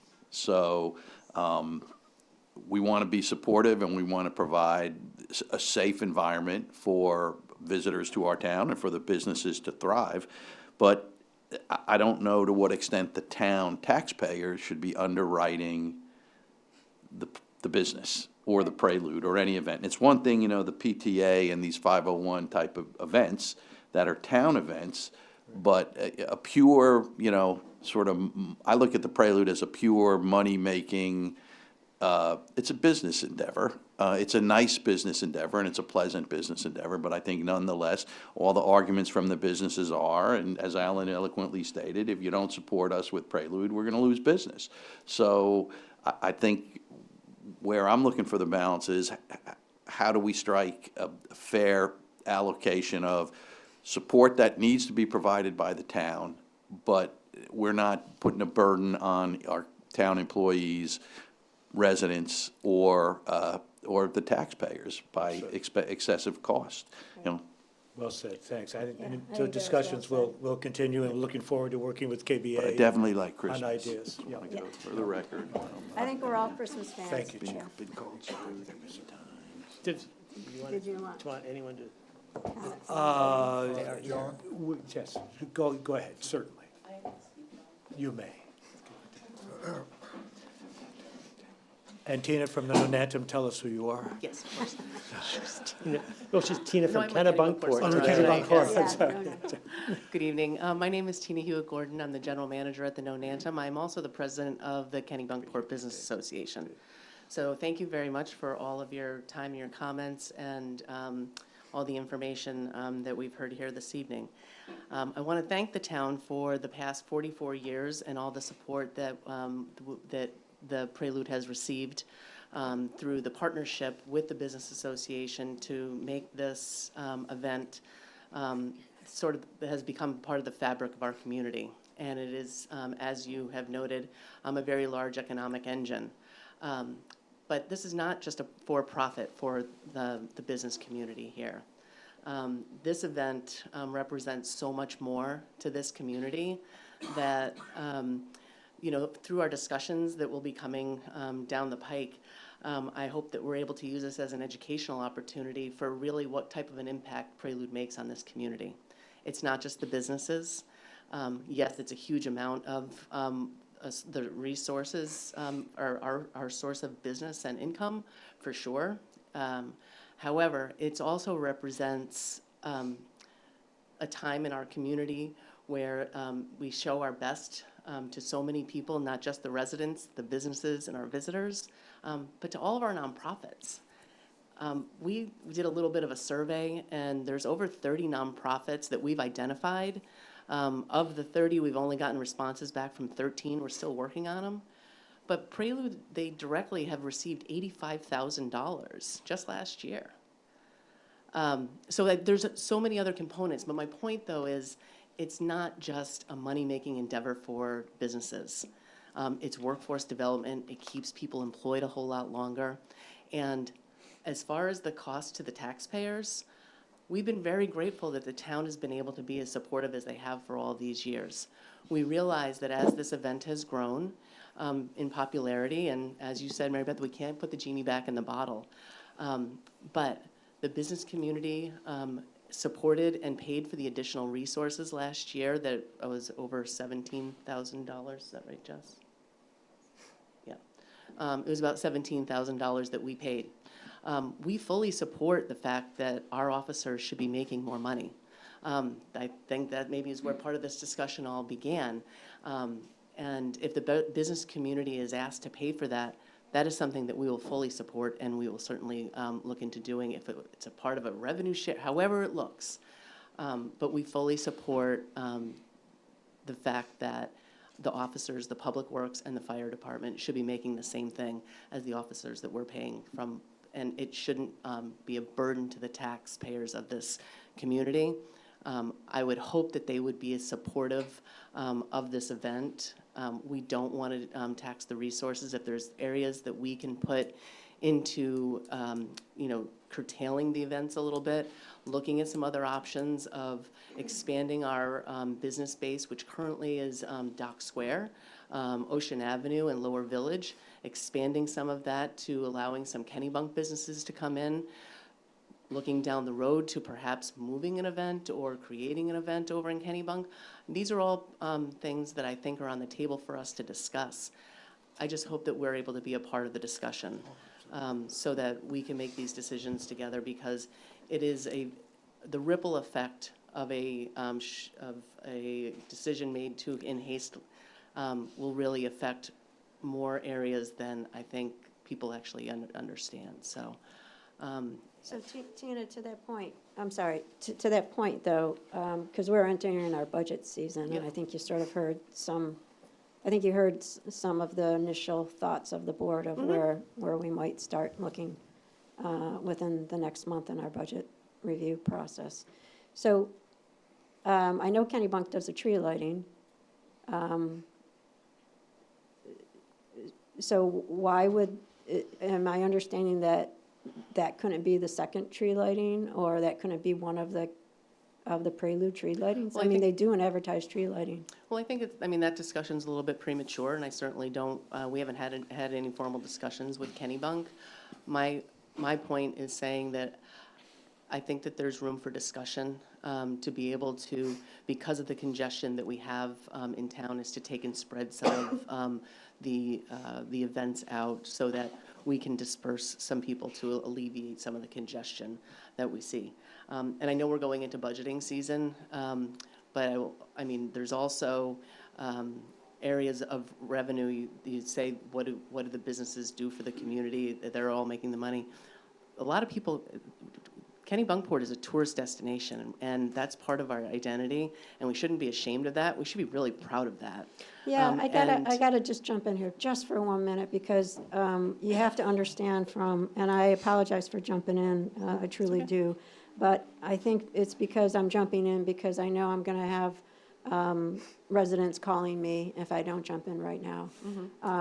I think part of the issue that we've gotten into is what we talked about in the genie in the bottle. The residents that speak to us loudly, and rightfully so, because we're their select board members, they deal with the summer, the expanding into the fall, and that's a given, and they understand they're a tourist town. But it's sort of like Prelude was given to the residents. So if you can put yourself in the residents' frame of mind, Prelude was given to the residents as a thank you for putting up with everything during the course of the summer, and welcome to the community. And it was a community event. So part of the residents come to me and say, why do I live here anymore? We used to have some kind of community, and now that even the Christmas time has been taken away from us. And I don't have a response for that. So I think I'm just trying to relate to you the conversations that we are hearing, from the residents. And, it doesn't mean that these residents want the businesses to fail. There's no mention of that at all. It's just that it's gotten too much, and they can't even enjoy, they no longer can go down for dinners in the port during the Christmas time. And, so it's just became, so how do we So I think when you say, let's work together, I think that's what I'm trying to find is, or I hope the board is trying to find, is for the residents and for the businesses, how do we strike some kind of balance again? And if we can expand the Kennebunk, and if we can have those conversations, or if there's some big, I don't know if there's some big hurdle that you guys got to achieve, but if we could get there for this Christmas season coming up, start that direction, I think that would be great. Well, I mean, thank you, Mary Beth, but I mean, I think to your point, the residents certainly have the right, and we want they to help decide how we shape our community and to retain the quintessential aesthetics of this town. But the business community is also a part of Kennebunkport's aesthetics, and that can't be overlooked.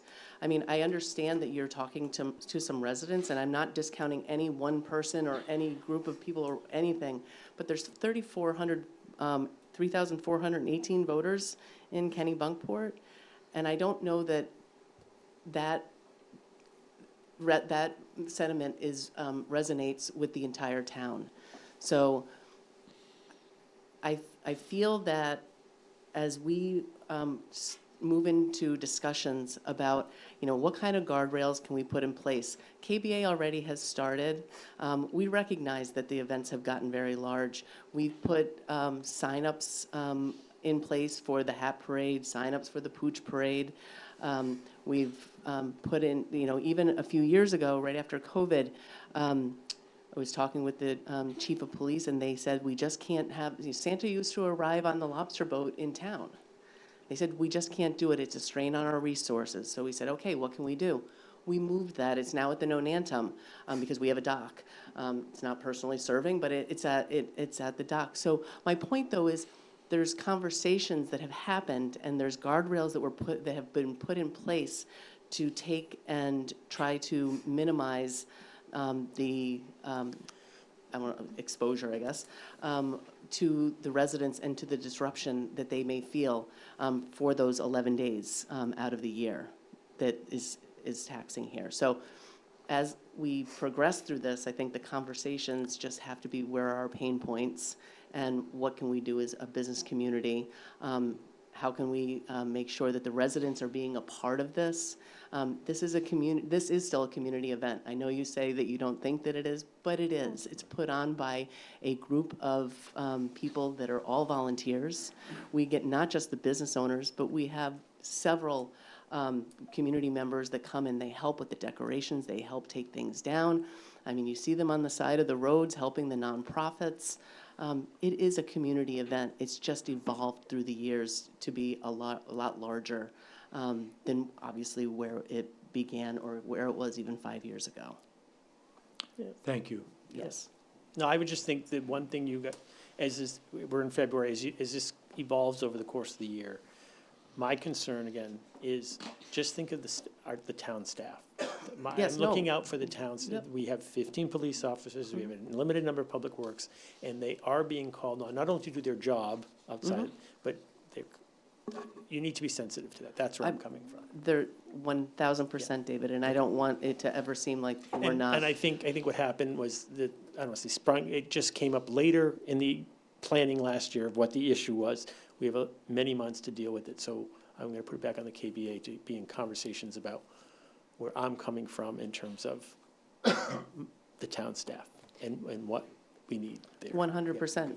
We've always looked at this as a partnership, and it's something that we will continue, how we would look at it as well. And I when we go into the budget discussions and stuff, I definitely, I heard everything you said, and I do, it is a community event in terms of, I think on the aspect of the organization and the not-for-profits, I would just like, hopefully more residents would be able to enjoy at some point. But to the other point, I'm at the point where when we get into the budget season, I'm going to be the one on the board to start pushing for some change because this is what's going through my mind. To David's point, if we dial it back a couple years, we had Prelude. We take our small force. They're doing 2 tree lightings. They're doing a close the street event. They're handling the disruptions that happened a couple years ago within Prelude. They're working their day jobs, they're working overtime. Then we get hit with the Grinch storm on Christmas Eve. Same people that were doing Prelude that weren't enjoying any pre-holiday time with their family are now dead straight out, trying to keep the lights on, trying to keep people safe. It's our firemen, it's our public works, it's our police force. And then you just go a couple weeks later into January 13th, and we have the superstorm that hits our coast. And so that's why, you hear us saying, that we're going from a very heavy summer season within our town for public works and fire and police. And then we go into Prelude season, which is a 10-day thing, which I need to dial. I think what you're hearing is some of us want to dial back that stress on our workforce, because we don't know. We don't know what, the winter's gonna bring us, and we have no backup. We can't go out and hire a whole new crew of people. And so it's more of a, and I think that's something that we really need the KBA to think about, and I'm sort of flabbergasted why Kennebunk hasn't grabbed on to Prelude and made more, and pulled you guys in, for their It's due to our businesses. bylaw, it's due to our bylaws. It's precluded, as I said, KBA and Prelude, our geographic area has been contained to Dock Square, Ocean Avenue, and Lower Village. Our board back in January had the discussion, and we voted to explore moving to allowing some businesses in Kennebunk to be able to become KBA members. So again, in the same vein of we need to spread some people out. Yeah. And I'm incredibly sensitive, and as is the whole KBA membership, as well as our board, as to how taxing it can be on our resources. And so we are very sensitive to those needs. And I think that's also one of the reasons why we want them to be paid appropriately. So. Okay, thank you. Thank you, Jim, we will. Thank you. Quickly, We have a hand raised on Zoom as well for a while. Robin Phillips, Kennebunkport. What I'm not hearing from anyone, except Mary Beth, is the quality of life that has decreased during Prelude. Like, I can't get to the post office. I have a P.O. box. That's a pain. People are afraid of the business community. They're intimidating a little bit, and I just think someone has to say our quality of life is important. We live here. We do summer. I remember the first Prelude. I walked down here at 15. It was wonderful. It was lit and classy, and you got a snack, and it was very nice. And I know the genie is way out of the bottle, but what I'm not hearing from too many people is, oh, I didn't realize that this was so disruptive to the residents' life, because a lot of people are afraid to speak out, but it's true. I hear it, oh, it's Prelude, can't go down there, going to somewhere else, so that's kind of sad, because it really shouldn't be that way. We are residents, we do appreciate the port, we support the port, we come down here, it's harder and harder all the time, but in the winter, you want to enjoy Christmas, and you can't. So by the time it's over, it's like 5 days, 11 days. It's a little longer than that, I would say. Maybe not proper, but it is. And I'm speaking for many people who are a little afraid to say this, because the business community has been quite vocal through the media about people ruining their business. But I don't think that's going to happen. I think there's still plenty of room. I just think it goes on for too long. Like when they added the second tree lighting, just don't get your mail for 2 weeks if I get it, because it's just impossible. And the post office, all the tow-away zones are filled with out-of-state cars not being enforced. You should be able to get your mail. That's all. Thank you. appreciate it. And we have, yes.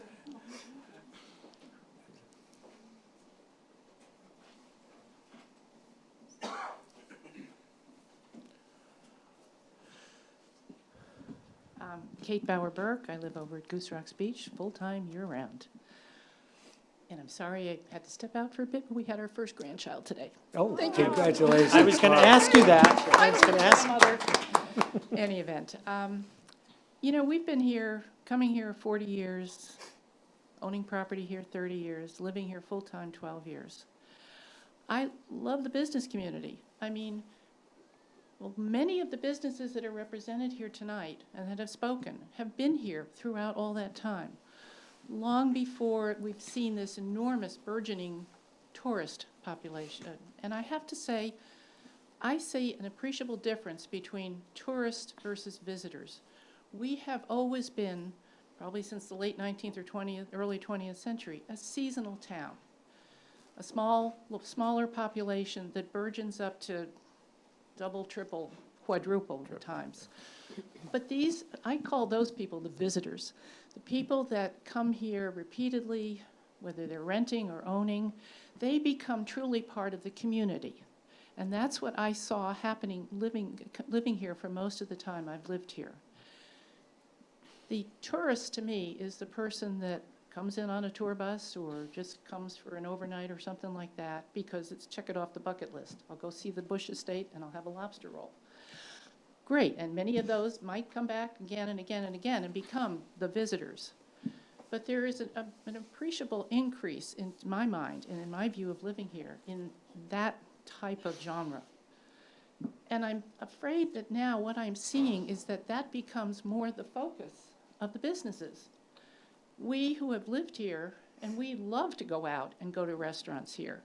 We used to have a group called the Gatherings at the beach, where we went out twice a month at least to restaurants, and I worked with the restaurants to, you know, have arranged for these groups. There was another group at Cape Porpoise that did a similar thing. We really can't do that anymore. I think because there's more focus on the tourists. We'd love you to work with you on that. We'd love to be there using your businesses more and more, but we can't get there for large part. For almost 6 months of the year now, between May 31st, Memorial Day roughly, through Labor Day, then we have the leaf peepers, et cetera, the tour buses. We have maybe November, and then we have a good part of December gone. Now, the other events that are being subsidized is in fact by the town. And I do want to ask a question. Other than the subsidies in services, does the town actually pay out any funds? No. No. Thank you. Okay. That takes away a good part of the town that we can participate in as community members, as voters, as taxpayers. Right now, where do we go when we want to go out to dinner? I hate to tell you. We found Saco, Biddeford, Wells, even Kennebunk, certainly some of the inland towns. That's where we go. These are people who could be in your businesses much more frequently, and we'd like to be, but we can't. So please, please, and as a taxpayer, I have a problem, not so much with with the Memorial Day, with the GRB road race, with, what was the other? 4th of July. 4th of July. Yeah. Those are, first of all, very short-term things, and they are primarily populated by residents and/or visitors, and I use that in the terms of the people who are much less than tourists. If I want to go to any part of Prelude now, the only thing really I go to is Cape Porpoise, the tree lighting there. Now that is still community to me. Mary Beth has described well, I think, what it's like to be downtown at the tree lighting. It's primarily geared to tourists. Please, pay attention to the residents. We would love to be part of, interact with the business community. I'm not in any way, shape, or form saying the business community should go away or should be, put into bankruptcy by any means. But I think there's a way we can work this out. Thank you. Kate. No.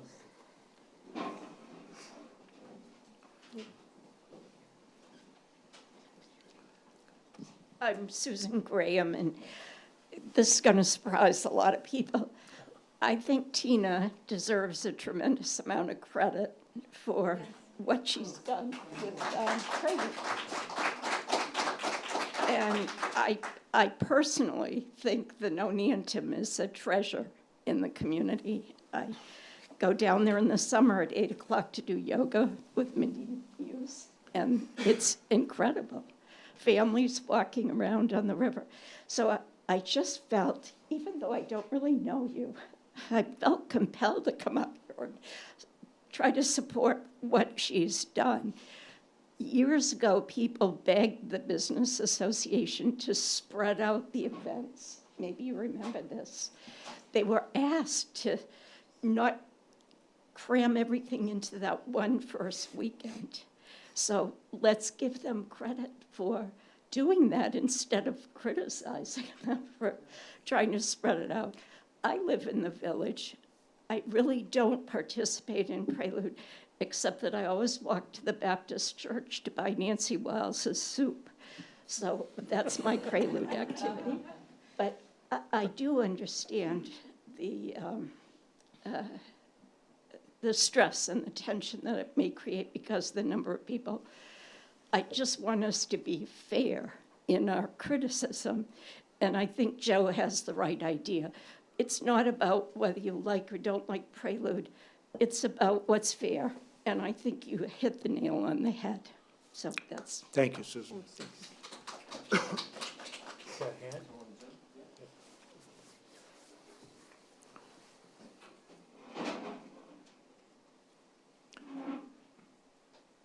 Go ahead.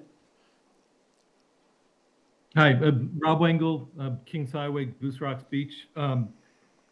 I'm really shocked. My wife is sitting here with me. She's shocked. I'd love to see the data and the facts that indicate that this is no longer a community event and that the residents of this town don't appreciate it. Anecdotal, so I'd love to see how many complaints we've gotten and whether or not we've done focus groups, surveys, and talked to both year-round residents and taxpayers who own homes. One of the things that we experience here in Goose Rocks is a lot of people who primarily come up in the summer or on weekends actually return to our community. It's an opportunity for us to see friends all over, neighbors who live here on occasion, who pay full taxes, who have an opportunity to come back and participate in a community event in those 2 weeks.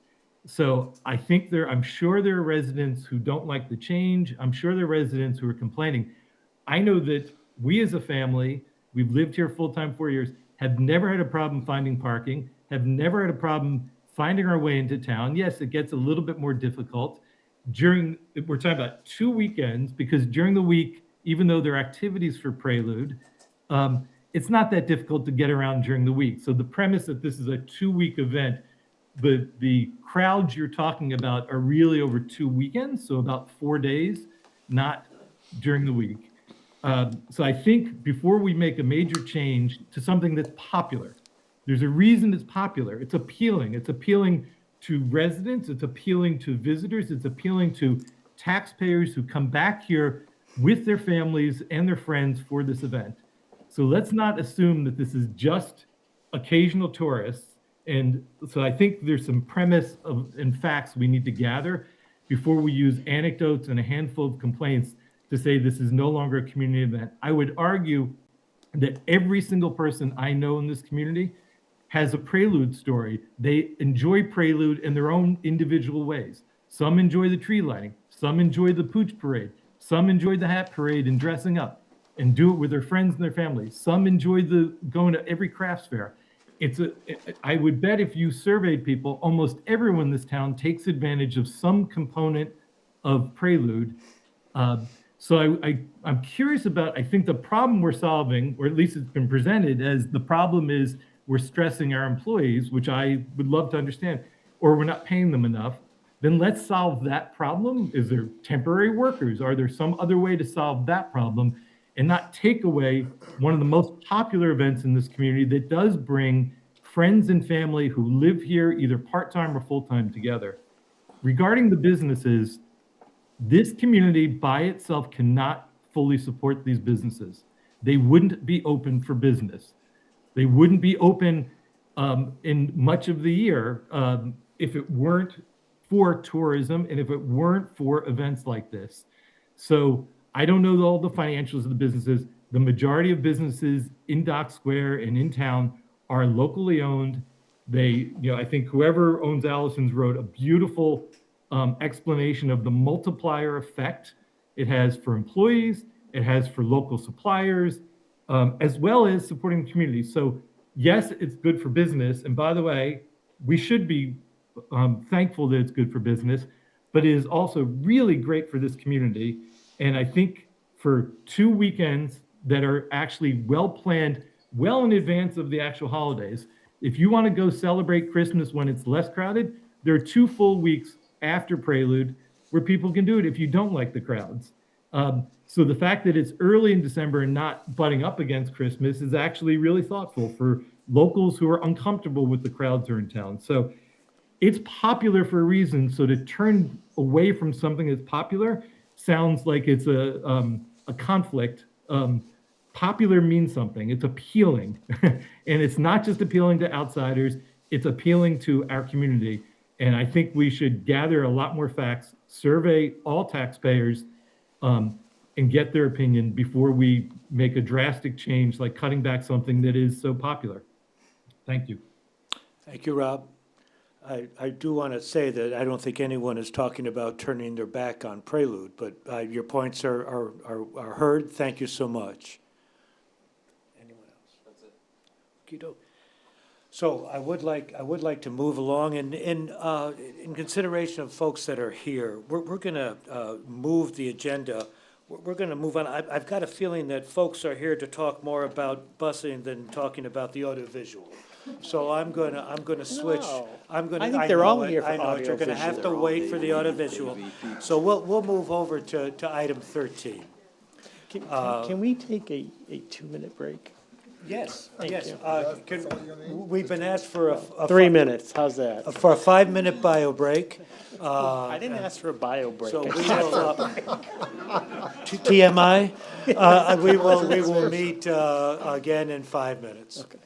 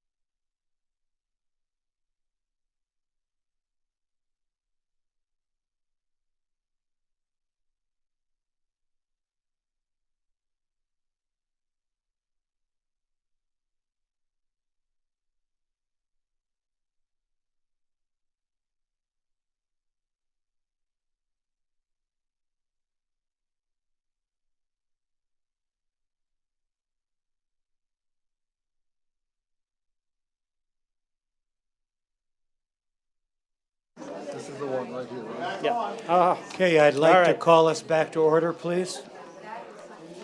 Folks, the So, AV we are- presentation is now coming on. We are moving on to talk about the consideration of the motor coach bus reservation system and also the proposed ordinance language. Are we talking? So, yeah, you've heard about the reservation system. We'll answer any questions on that if some new ones come up. But we have some new proposed wording for the ordinance, and Dave, would you like to? Sure. So, as you all know, on February 11th, we had the community forum. We heard lots of comments. It was a very well-attended and I think well-received meeting by most the attendees and people who watched it. We were focusing more on the ordinance, the current town ordinance, and changes that we can make to that ordinance for this year. We're going to talk about that as a board, about some of the proposed changes that we're going to recommend. We're not voting on them tonight, so this is a chance for you to hear what we're going to talk about. And then there'll obviously be periods for you to sort of comment on them later today or before we actually even adopt these. But one of the things that I think we heard very well from residents and even from some of the businesses is that what to do about the number of buses on Cross Street. And the proposal that was originally made, right now the current ordinance says 4 buses, 10 minutes. I think everyone, let me put it this way, I don't think anyone mentioned that they wanted to increase that number and reduce the time. At one point we were down to 3. I think we heard for the most people that the number was 2 and that we even heard that from the Bus owners. operators. And that the time that was needed to load and unload the buses was longer than 10 minutes. So there was a proposal to add, the number would be 2 buses at the most on Cross Street, and that we would increase the time to 20 minutes. That would basically, if I do the math right, 6 buses an hour versus the 10 buses that are there now. That is the proposal. As again, we heard that from many residents. They felt that that was a comfortable number, as we did from the bus operators. I don't know if anyone else wants to comment on that. One of the other things we are talking about is a proposed change to the, and just so everyone knows, a bus would be 15 people or more. A tour bus would be 15 people or more. So some of the shuttle buses wouldn't be considered tour buses. One of the other things that we are considering is, right now, the current ordinances says Cross Street. We are considering adopting a town bus site. So we would remove the word Cross Street, and we would call it a town bus site that the town would then designate by figuring out where these buses they could still be Cross Street for this year, but are there other sites in town, in the commercial district, that may be able to handle these buses? That would be it. We would add that. So again, it doesn't hold us necessarily. If we could find better places in town, that we would be able to move them to those spots, that they could hold the bus. So we would remove Cross Street. It doesn't mean that Cross Street is off the map. It just means that we will not say that Cross Street is the only place. The other option here is that we would extend the notification period from May 1st, which is currently in the ordinance, and we would extend it to November 15th, which basically, for the most part, deals with the entire tour bus operating season. It actually extends it a little bit beyond it. The cruise buses kind of stop, the cruise ships kind of stop the first week in November. This gives them a little bit more in case for leaf peepers. That would be for the reservation system. We've also talked about, and Chief Simone's here, but we also talked about the enforcement issue, and that we would actually put some fees in there that would be against fines that would be imposed on non-compliant bus operators. The proposal right now is for $200 for the first offense, and that would go up to $400 for a second offense. There has been some discussion, I'll let you know, between the board. We just want to make sure that those fines aren't, that they are commiserate with what the offense would be. So I don't necessarily want someone having to pay more for being in front of a fire hydrant than dropping 50 people off in the wrong place. So we've got to make sure those numbers work. I will have, do you mind speaking? There is a thing about enforcement that has come up. I think Chief Simone can give a little bit more insight on that, just so people understand enforcement isn't necessarily, or finding isn't necessarily like putting a ticket on someone who's blocking a fire hydrant. There is more to it than that. So I think there might be a little confusion, so you can clear that up. That would be. Sure. So a violation of this ordinance would be a civil violation.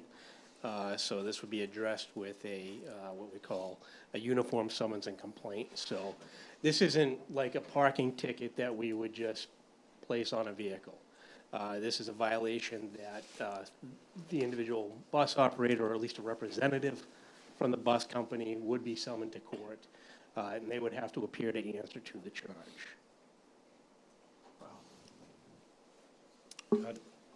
Yeah, and I just wanted to, because we had removed a little bit about the court, in the current ordinance says something about having to go to municipal court.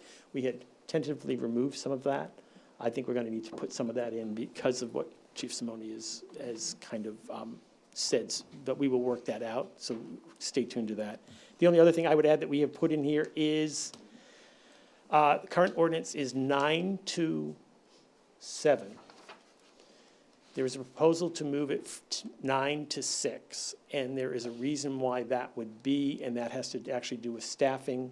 Well, it has to do with a couple things. Number one, a lot of the buses, the cruise ship is left Portland, so the bus isn't going to be here anyways. The other part is, if you actually look at the calendar, the sun starts to set, in some cases before 6 o'clock, before this whole thing ends. I don't know many people who are being dropped off in Dock Square in the dark. The other aspect of it is a staffing issue, and we're still working that out, but there's a staffing issue where if you had someone working an 8-hour shift, which would be 9 to, I can't do the math, 9 to 5 or 9 to 6, we're starting to go over an 8-hour shift. And how are we gonna actually work that with an employee? Are we paying overtime? Are we having to get 2 shifts in? So we're working on that, but it probably will stay at 9 o'clock, and it will end potentially an hour earlier. Or it might, well, I think it would have to actually be 10. What's an 8-hour shift? Well, the problem, It'd be right. 10 to 6, right? 10 to 6. So 9 to 5, 10 Or to 10 to 6. 6. Yeah, the problem is that the buses, some of the earlier buses do arrive before 10. Today. Yeah, the way the schedule works, they would arrive before 10, so you might want, there aren't many coming in after 5, after 6, so we could maybe lose it on the back end. Okay, so do 9 to 5. 9 to 5, maybe. I mean, that, I think we can work out with the, But people should know that that's a consideration. it's a consideration that we would They need reduce to the. respond if they've got concerns, yep. But I do want to also stress, once again, that we are going to be looking, I will let people, I guess I can let people know, we are going to be looking at, we have actually started to look at other spots, I'm not going to name them, in Dock Square, in the commercial district, that might be able to take some of the buses. We have talked to the tour bus companies. They are going to have volunteered to bring 2 buses down that we will be testing out in different locations. I am happy to meet with any group who wants to maybe go, residents or businesses, and go and see if you can find spots that you think might be more appropriate than Cross Street. Again, I'm just going to stress that Cross Street is not off the table right now, but if we can find more appropriate spaces that could handle this better within town, we can look at that. And that's hence why we would change it to bus stop site. I would also stress the other thing I think we need to stress is the town of Kennebunkport Select Board and everyone has been very open and transparent in this process. We have listened to a lot of folks. We will continue to listen to folks. I would ask that some of the focus be put on the town of Kennebunk. They need to be part of this solution.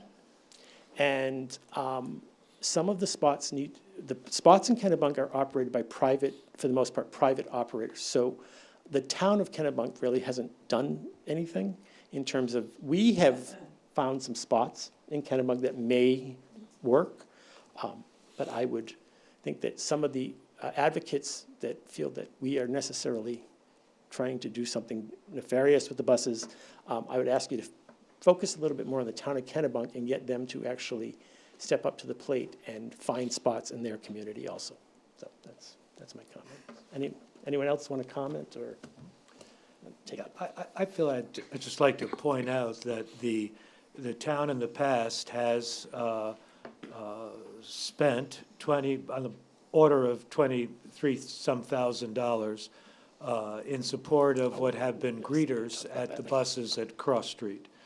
That money was allocated for the work that was done in coordinating the arrival and the departure of buses.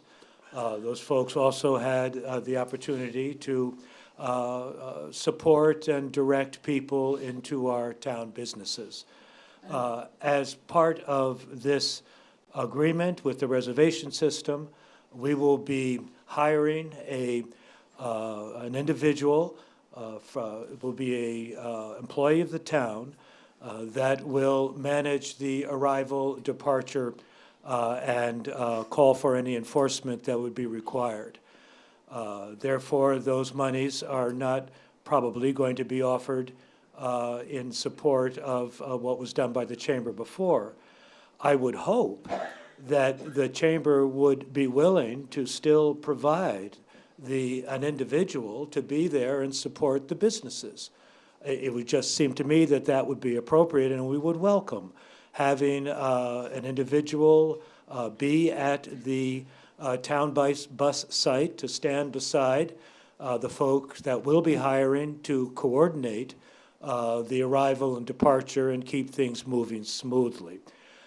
There was some thought that we had fired these people or had them be unemployed.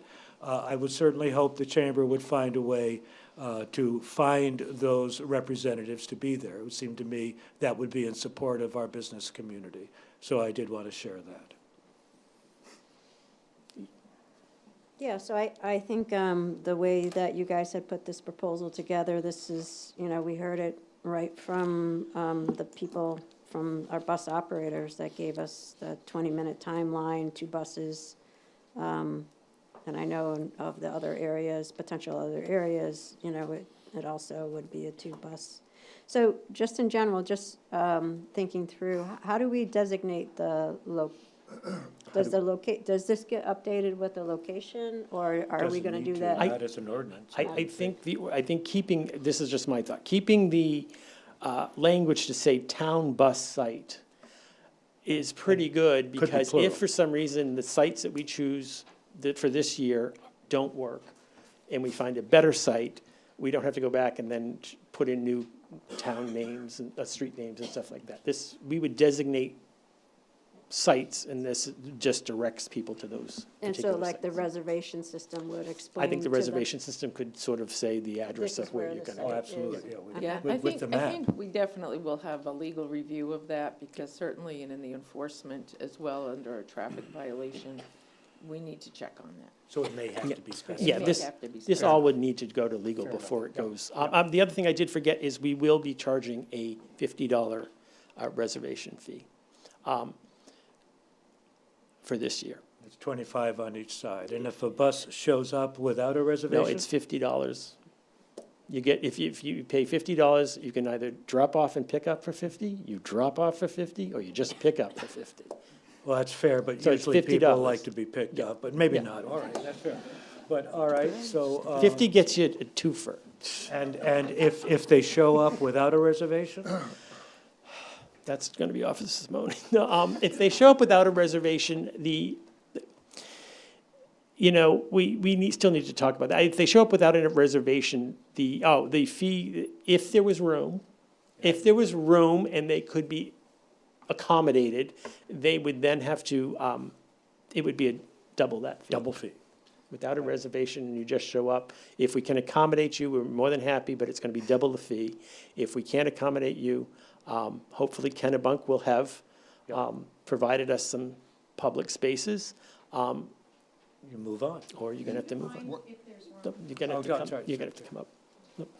Go ahead. I'm sorry, the question was if we could define if there was room, and I believe, well, I guess, let's say define room would be, let's say, we've got the spots, I'm just gonna use Cross Street, okay? I'm just gonna use Cross Street, there's 2 spots. The 2 buses came on time, their people were very quickly getting off the bus, and the bus was able to leave 10 minutes after it arrived. And the 2 buses were in that situation, so we have a window with nobody there, and this bus happens to show up, and there's room they could maybe pull in, but it's gonna cost them $100 if they want to pull in. So, or someone hadn't made a reservation for that slot or something, just it was workable in the time frame. Then we would let them drop off, we just need to ding them so they remember to get on that reservation system the next time. But that would only happen if it could be accommodated. Right. And don't they guarantee may, it. that could still be worked out a little bit. so what about if the bus is late for the reservation? What are you gonna do about that? I think we would still try and honor the reservation. We'll We try would to still try and accommodate honor it, the we'll have to send them reservation. to a waiting zone, either the trolley car or if I mean, the there's thing another about the spot. reservation, the thing about, my understanding about this system is that they will be able to text, they'll get a text when the reservation is, they can also text back, hey, I'm running 15 minutes late. And having that employee there can coordinate that and say, okay, look, we can still do it, but you're gonna,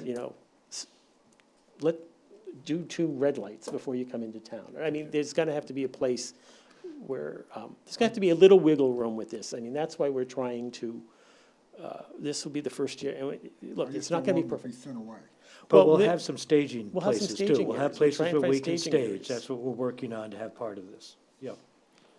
So, okay, yeah.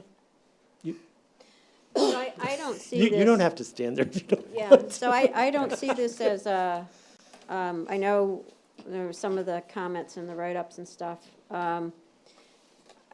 I know, correct me if I'm wrong, but I see this as fixing a flow problem. I don't see this as, I see it as fixing a flow problem because we have fixed constraints with streets and capacity. And so this way, we have a reservation system where buses can communicate with us and also reserve spots. So if I'm a business, I would like to know that I actually can get a spot. And I know, as we heard from some of the bus operators, some of their services they're only here for an hour. So I would think from all business standpoint from the buses, if I know I can get there, I drop my people off. If they can get out of the bus in 10 minutes, that gives them 10 more minutes to be in the port. And then also, I see this as a means, because we do know buses are backed up. We know that there are some people that aren't having great experiences. So I see this as a means of sort of just evening out the flow process so that we actually can create more better experiences for everyone, for residents, for businesses. I mean, businesses won't get slammed with a group of 3 or 4 or 5 buses. They'll have the same quantity of buses, but it'll be at a more even rate. Is that how you guys see it? That is how we're trying to see it. Again, Kennebunk needs to be part of this. If Kennebunk can't find us spots, then we can only control this side of the river. And this is based on an ability for what the town of Kennebunkport's physical infrastructure can handle in as orderly a fashion as it can handle it. As I said, we have gone over and scouted across the river where we think that there are spots that the town of Kennebunk may be able to put on their public streets. It will involve them maybe having to change some things, just like we're having to change some things. If Kennebunk does not want to play or they don't do it, I can't solve everyone's problem. So I'm just saying, if you're in Kennebunk, or you have relations with Kennebunk, you need to talk to the people in Kennebunk, because right now, they have heard from us, but they haven't responded. And, the times are getting, so.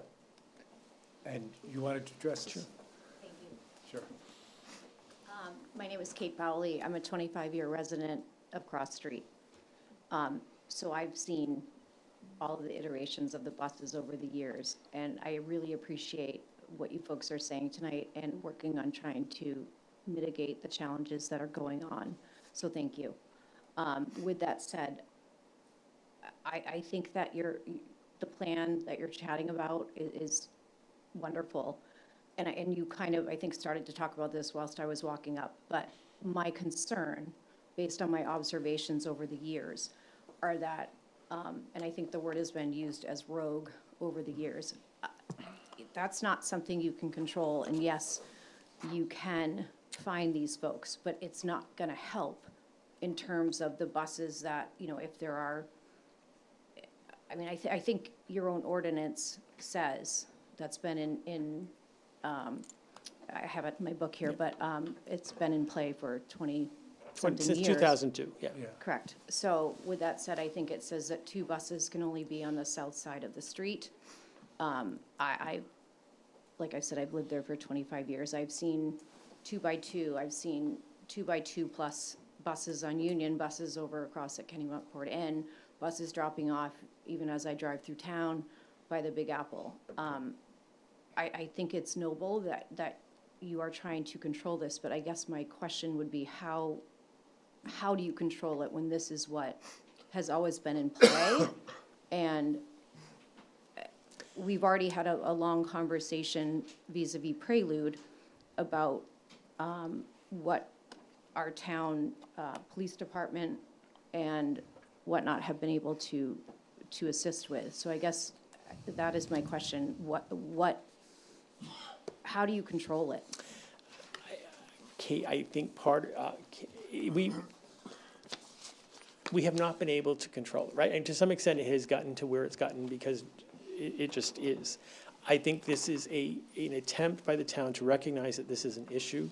We're asking everyone to kind of help us with it this year. I don't think it's going to be perfect. I'm going to be honest. I don't think it's going to be perfect. I think there's going to be problems.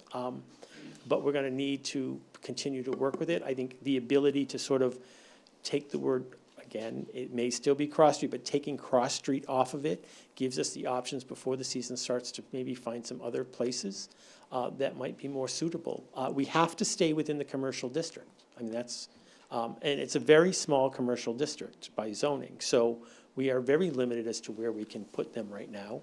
And I think it is also going to be working with the town, the tour bus operators, who have been, I think we have been in here. communication with them, and they have been very cooperative in trying to help the town. So I think part of that, once we adopt this, it's not like they don't know this is coming. Okay. Well, we have a Plus, reservation system the now, so we system- actually have a system, right? And- We have a system and we have an enforcer. An Yeah. enforcer, Yeah. that's the Hasn't thing, is gone we have live. a uniformed No, it town hasn't gone employee live. No, that's but gonna be we directing are- these the plan buses. is to have a It's not, yeah, Nothing's perfect, right? nothing's Nothing is going to perfect, be perfect. but And it it's- is different, it is going to be very different. Well, it than was also will last year. highlight any gaps or problems that we have to solve for next, right? So I think we have a system. I think the great news is that we had bus operators show up here at our session, give us really good feedback in terms of how they operate. We learned right from them, which was great. And there have been other they have volunteered to send buses down here where we can test them out before the season starts, so. Thank you. Yep. Appreciate you. Thank you. Please. So don't get nervous if you see buses riding around Dock Square early, please. Thank you for all your support on this. I'm Louise Hurlbut. I've lived here for 25 years, but prior to that, in '65, I was a summer resident with my parents, and we own a business in town. On this bus situation, I want to speak to another part of it, because my family, for 75 years, has run a bus company in Massachusetts. Okay. I talked to them today, and they come many trips. They bring and stay at the non-anthem. They follow your rules and so forth. They feel that you need to communicate with the New England Bus Association and work with them. You're just saying you've brought down 2, bus tour operators. If you work with the New England Bus Association, then you will get a good result. And in doing that, I asked Clymer Perry to come tonight, who's with the National Bus Association. The National or the New England Bus? No, he's. National buses. I'll let, Okay. this is Clymer Perry, and I'll let him speak. Okay. Hey, guys, how are you today? You can lift that, you can lift that up if you want. All right. You don't have to. Clymer Berry, I'm with the International Motor Coach Group. I am also a longtime resident of Kennebunkport. I've lived here, grew up here. So, I've talked to many of the operators, and I know they've got the this kind of test thing coming. It's great to hear that you've been in conversation with them. I think the crux of the issue when I talk to the bus operators, and I see it in town, and trying to get to the post office and this, it's where are they gonna go? And you mentioned that, and I think that's the main thing. We need the buses. Traffic's been an issue here, and the buses are just the big 45-foot thing that people can look at and say, that's the problem. That's why I have traffic here. We've had traffic here forever. It's gonna be here forever. I think the key thing, as Louise said, is whatever ordinance gets passed and the details around that and how to do it properly gets communicated. Again, I work for an association. We've got 54 members throughout the U.S. and Canada. However, I was on the phone today with the head of the New England Bus Association, yesterday with the Greater Northeast Motor Coach Association. There's plenty of them, and I would be happy to be a part of that communication to them and to the greater industry, making sure that whatever ordinance comes to pass is communicated, and that we're working collaboratively to make the best of a situation that will be imperfect. Well, make sure we get your card before you leave, and you might be put on an ad hoc committee, so thank you for coming. And be careful, yeah, you're gonna, thank you for standing up, and he doesn't leave until we. Did he drive a bus? Hi, I'm Hi. Sarah Vanderschaff. I live at 17 Main Street in Kennebunkport. I want to thank you sincerely.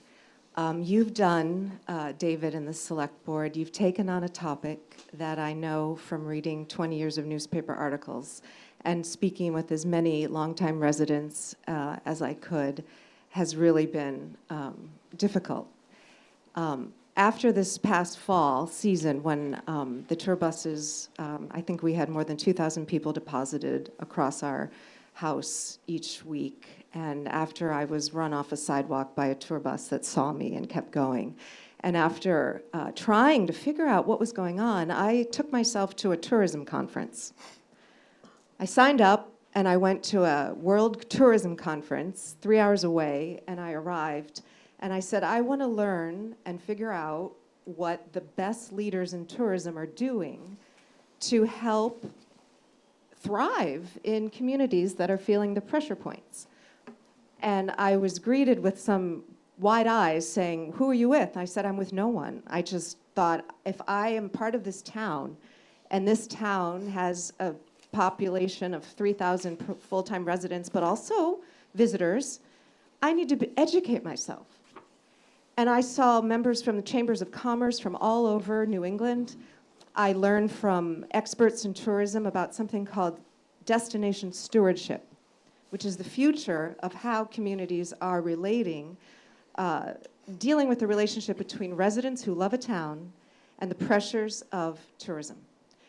And what's hurt me the most in this conversation is that we residents have been described as agitators or as outliers.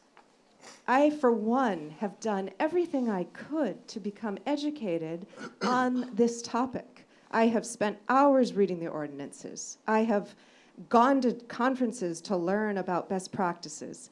And I have really worked from the bottom of my heart to figure out solutions that talk about transparency, accountability, and quality of life within the context of who our town is.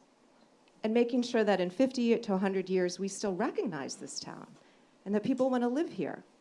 And so the only thing I ask is, as we move forward, and I am very, very grateful to you, Select Board, is that we all come at this in good faith, that we want a solution that works, and that we're not throwing sand in the gears or trying to malign people's motivations.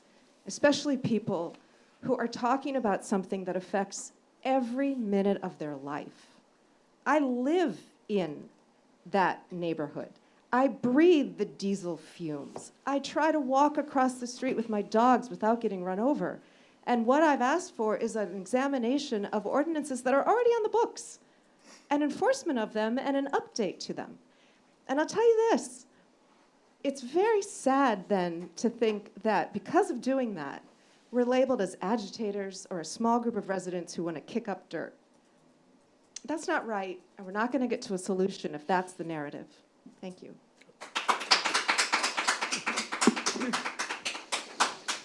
Anyone else want to speak? Anybody on Zoom, Dave? No hands raised.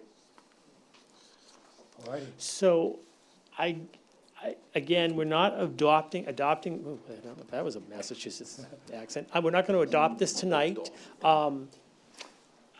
You should feel free to take a look at it. I believe it's out. Is it out? Can we? We don't have it on the website, but we can put it up We can put it tomorrow. out there. Again, you should feel free to call me.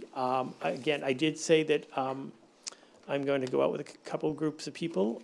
If you would like to join us to try and potentially find spots that you think may work, we're happy to take that information.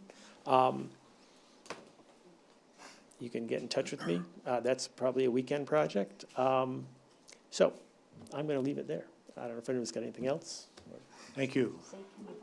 Good. Kennebunk, yeah, come on. Yeah, oh, yeah. Yeah, sure. And Tina with the No Name. Yeah, really. Just want to thank you again for all the work that you've done on this, topic as well. What's the process from here? I think the process from here is we've got to get this adopted, right? And we got to get this implemented. But when does it get adopted? Well, we could bring it if in 2 weeks from now, once we have to run it through legal, right? And we could bring it, depending on legal, we could bring it in 2 weeks. There would be a public hearing to talk about it. Right. And then at that point, this board has the authority to adopt it, and then it would become effective. So it could be within 2 weeks. It could be, let's say, I would see within the month. Let's put it that way. You asked about future things. My goal would be to continue this conversation about places to find where the buses can go, maybe tweaks that need to happen once we've gathered the data from this particular year. And happy to have conversations with residents and businesses about maybe future things that we can do that we don't do right now about other locations or things like that, other ways of doing it. And getting the reservation system launched, getting people notified, which thank you very much. Your input will be great on that. So that folks will know to make their reservation. Yeah, so. Tina, how do you feel, like, when you were hearing the, 2 buses per hour, at a time, 20 minutes, the feedback that we got from the bus operators in the public hearing, and then the time that we're operating this, what is your initial thought? Well, I think the hours of the day are appropriate. A 9 to 5 situation is, certainly appropriate time from, when did you say, June to? Well, I mean, it would start in May. It would start in May, but it goes to November 15th, right? I mean, I think that those timeframes are certainly appropriate. Do I think that 2 buses every 20 minutes, limiting it to 6 an hour, which really is only 3 arrivals and 3 departures?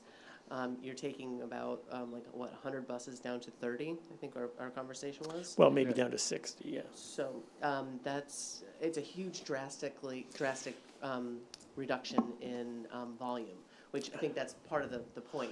And to your point, Mary Beth, I think that there's always safety that's concerned, but I think that congestion is a really big issue. And, being able to try to streamline some of that and putting some parameters in place once it's sorted out, because David, you're right, it's a first year, and I don't think it's going to go as planned, but nothing never does in a first year attempt.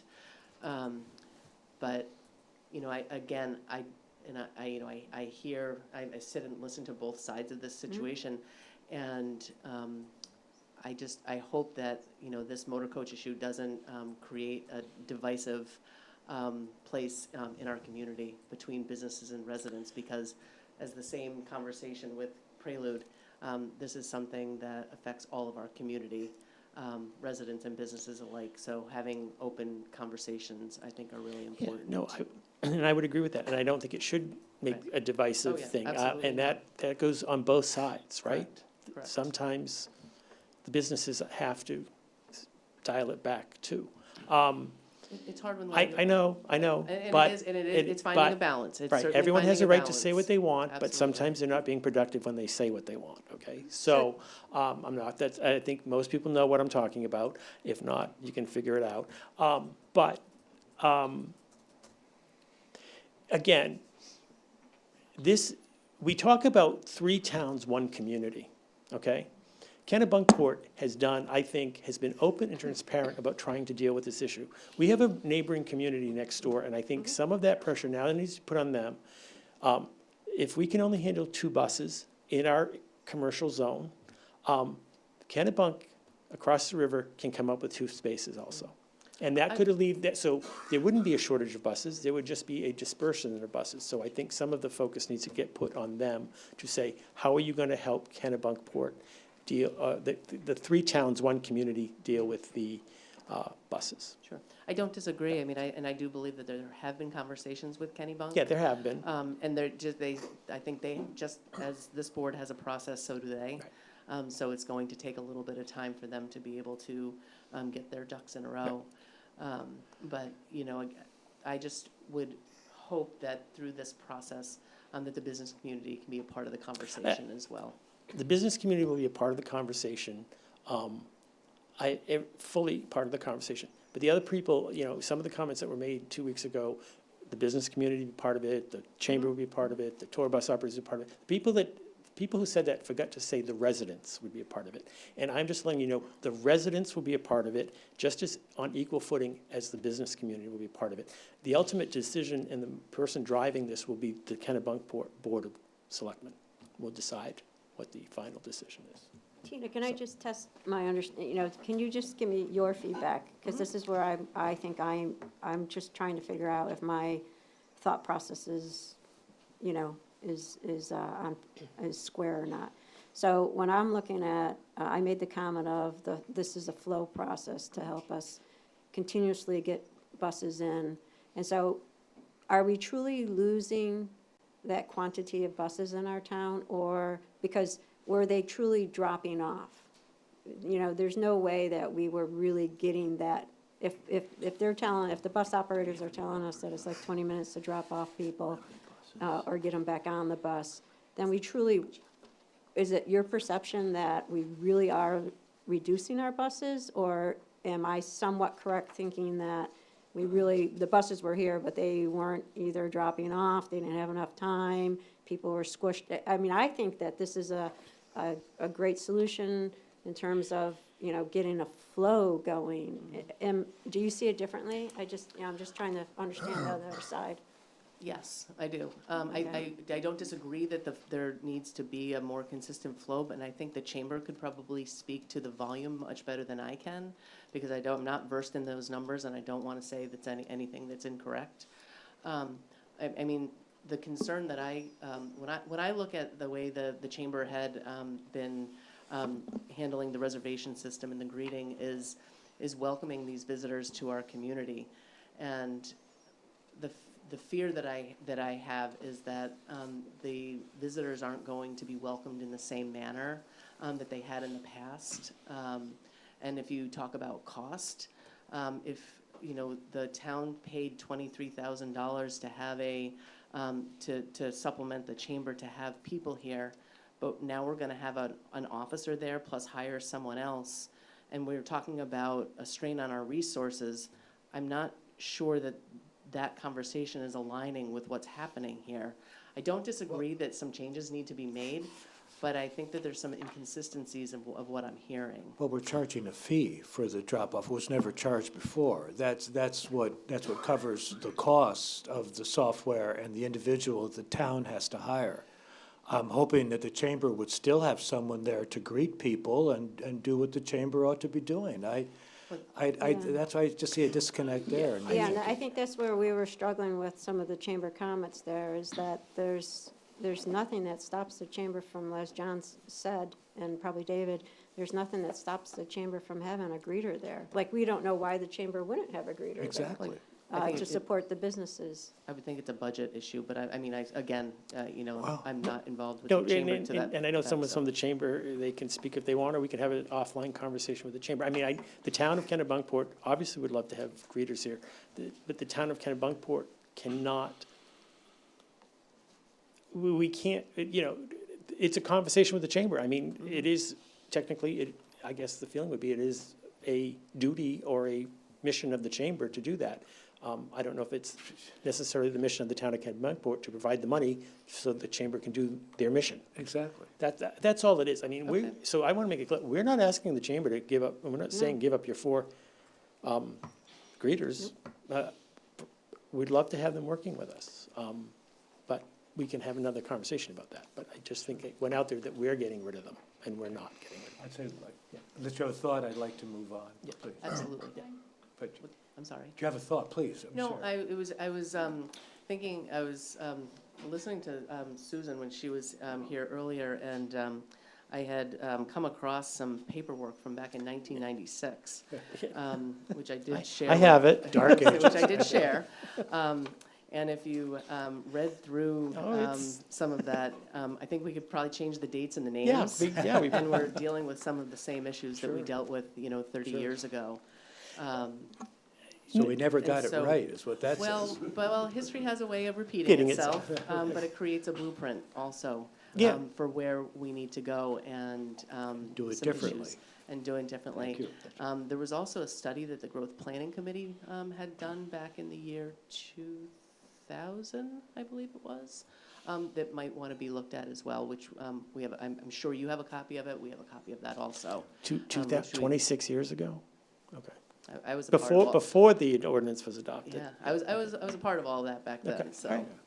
I mean, I think there is, yeah, we can. yes, And that, I think, going forward is what we will build off of. sure. Yeah. Okay, thank you. Thanks, Thank Tina. you very much. Thank you. Real quick.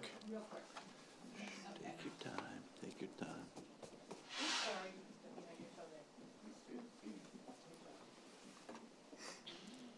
Again, Kate Bauer-Burke. This is really more of addressing our business community here. We've talked a lot Kate. about. Kate, get up here. Yeah, Well, there you now you gotta sing a Now song, I'm really Kate. stuck. We're talking the techno broke it, you gotta so hold I'll it. hold this for the moment, and the then AV somebody else thing is can up rescue next. me later. Basically, we've talked a lot about interaction between the residents and the business community. And I would love to see more of that happening. And as I said before, and I'm kind of addressing this to Emily and to Tina and anybody else here who's part of the hospitality industry, and Kate, you particularly gotta look the at, Kate, You gotta you gotta address the direct board. us. You have to address the Oh, board. sorry, well, We're here. well, through you, I'm addressing Tina Yeah. and Emily and karaoke. anybody else This here isn't a who has karaoke, a okay? restaurant, for You gotta talk example, to or, us. as I said, we used to go out to restaurants many times. We had a group in Goose Rocks Beach that did this at least twice a month in the off-season, similar operation out of Cape Porpoise. I would love to work, and when it ended with COVID, when we went back and tried to restart it after COVID, I understand why there was little interest on all of the restaurants' part, because at that point, everybody was struggling to find staff and stay open. But I'm just saying, if the restaurant here would like to work with us more, we could get something like this started again. We'd love to come visit your restaurants. We'd love to come as a group. We can define the size of the group, whatever. So please, I don't know, I don't have a business card, but Kate Bauer-Burke, please get in touch if the board, can I turn around for a minute? Please get in touch if you'd like to talk this through some more. Thank you. Thanks, Kate. Thanks. Just leave it squeeze there, just leave it there. The AV. And my adrenaline surge from this afternoon has gone. I'm going away. All Bye. right, okay. Are we up to AV equipment? We up to, I think we are ready to AV. Okay. Everybody will Where, leave. where, And wait, folks, where we- is everyone going? We didn't do the park. Good night, folks, and I totally understand. It's a long night. Parking. We didn't do valet parking. Did you guys do All right, let's get right to it. No, we haven't done that, did I? Well, that's what I'm saying. Hold on, I'll tell you. I was asking you.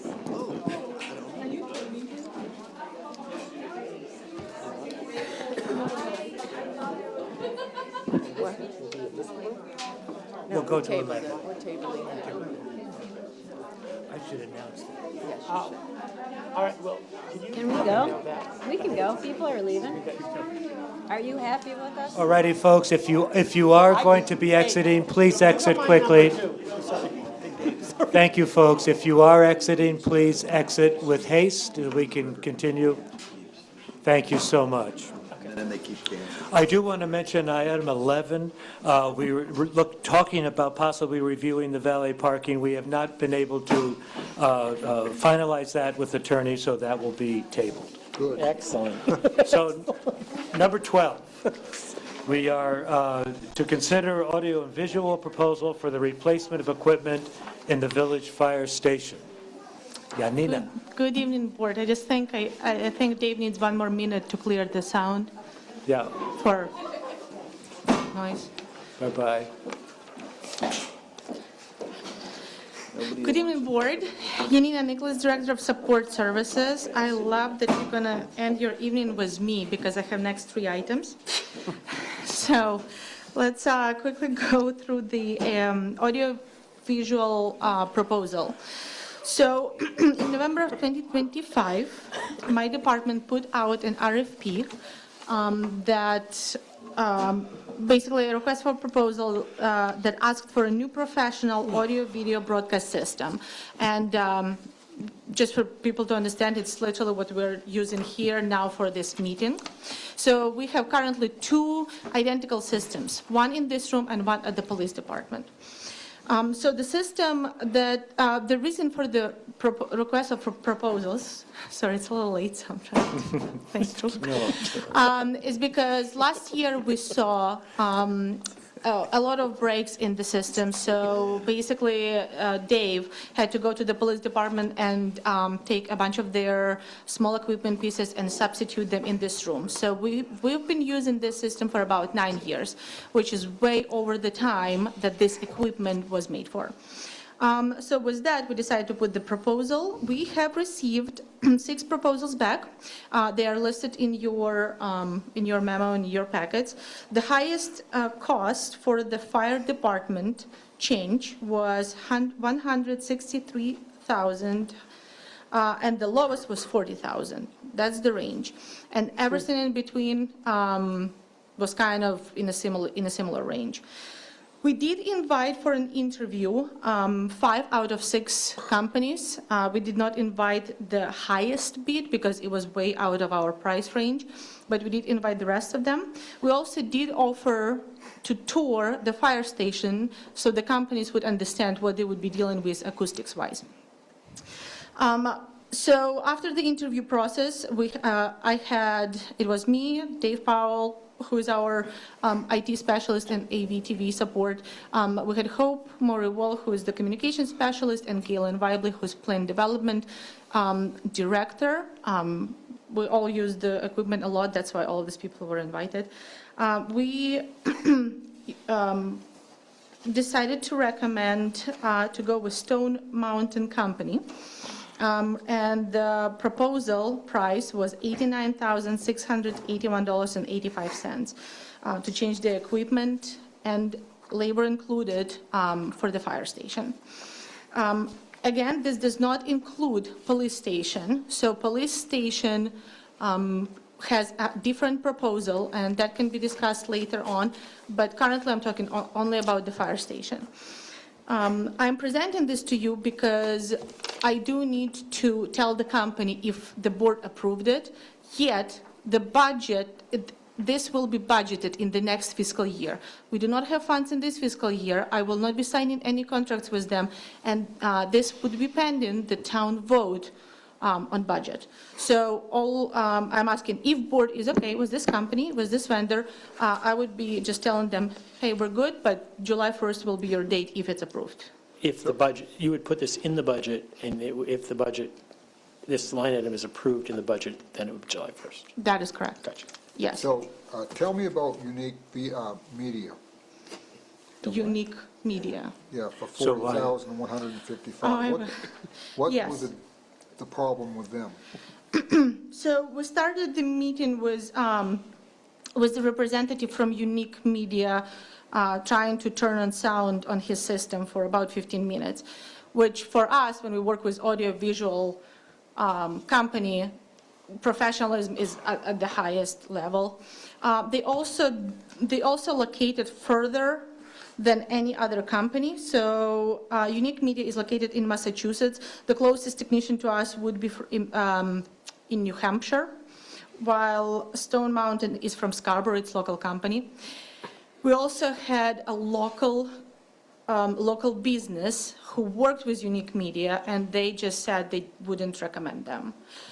We, as a group, we did not have enough confidence in the company because this is one of the most important pieces for any board, select board, or committee, because this is the way you communicate with the community. So we try to make sure that the company is top-notch while the price is still there.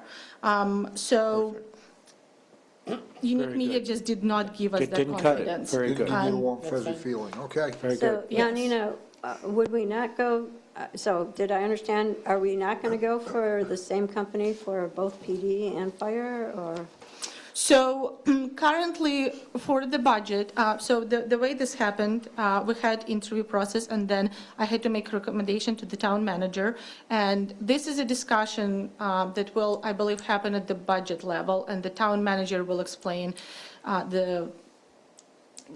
what's behind this. But as of now, my department really needs to change this room. But you would go with the same. I think what Mary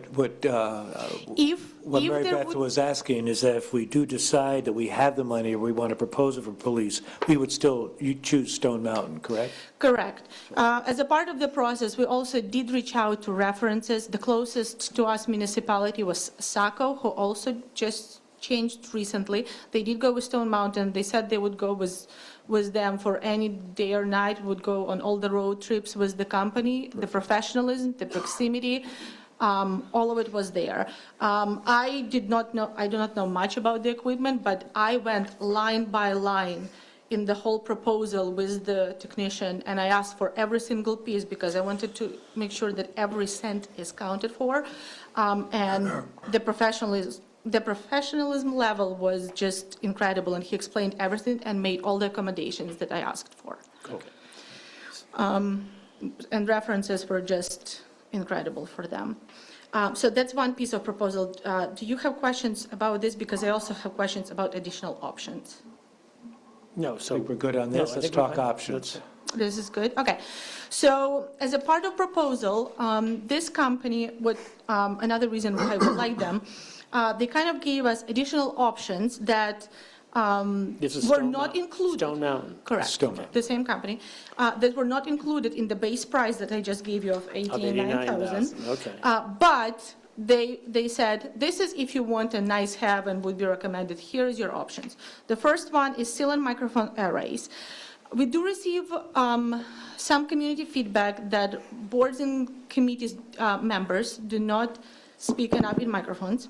So we asked how much would be seal and microphone arrays, which is basically mounted in the seal and microphones. Those pick up everything. They are good microphones.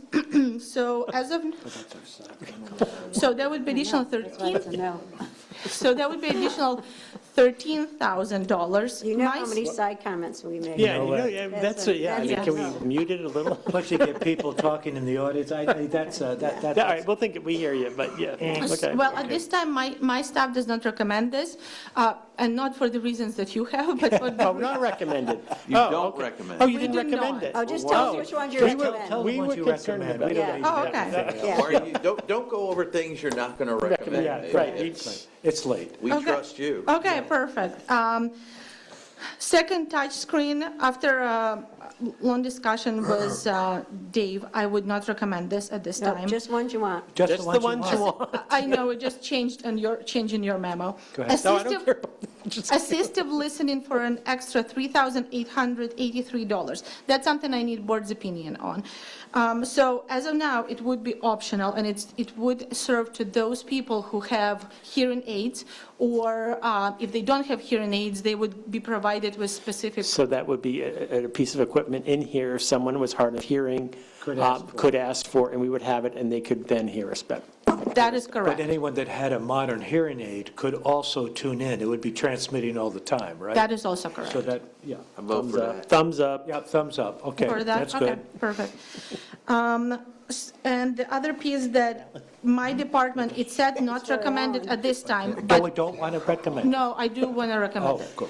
I'm changing it to recommended, actually highly recommended. What- I'm sorry, Item number read it 6, closed caption pro for an extra $2,547. Thumbs up. Okay, We love it.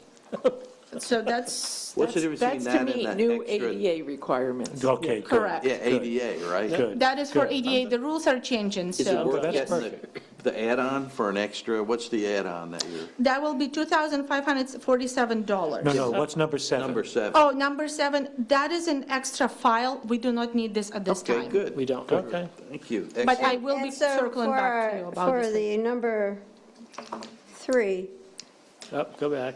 Number 3, Number 3. assisted listening for That's- extra. We discussed that. people No, we- people on the board could use that too, right? Anyone? Yes, they I'm could. just saying. Anyone could use that. No, I'm not. Yeah, you are. What? No, I'm not. Did you say something? Okay. David. Now, would you get feedback? No, it's okay. Don't matter. Here we go. So let's, Okay, so I have item 3 and item 6 as so we can make a good to go. proposal. So you'd like gonna have to a do math? motion? Please, Now, so I we can have go to with do this math. company. Can we just say Stone Mountain? Do we have to get the numbers? Yeah.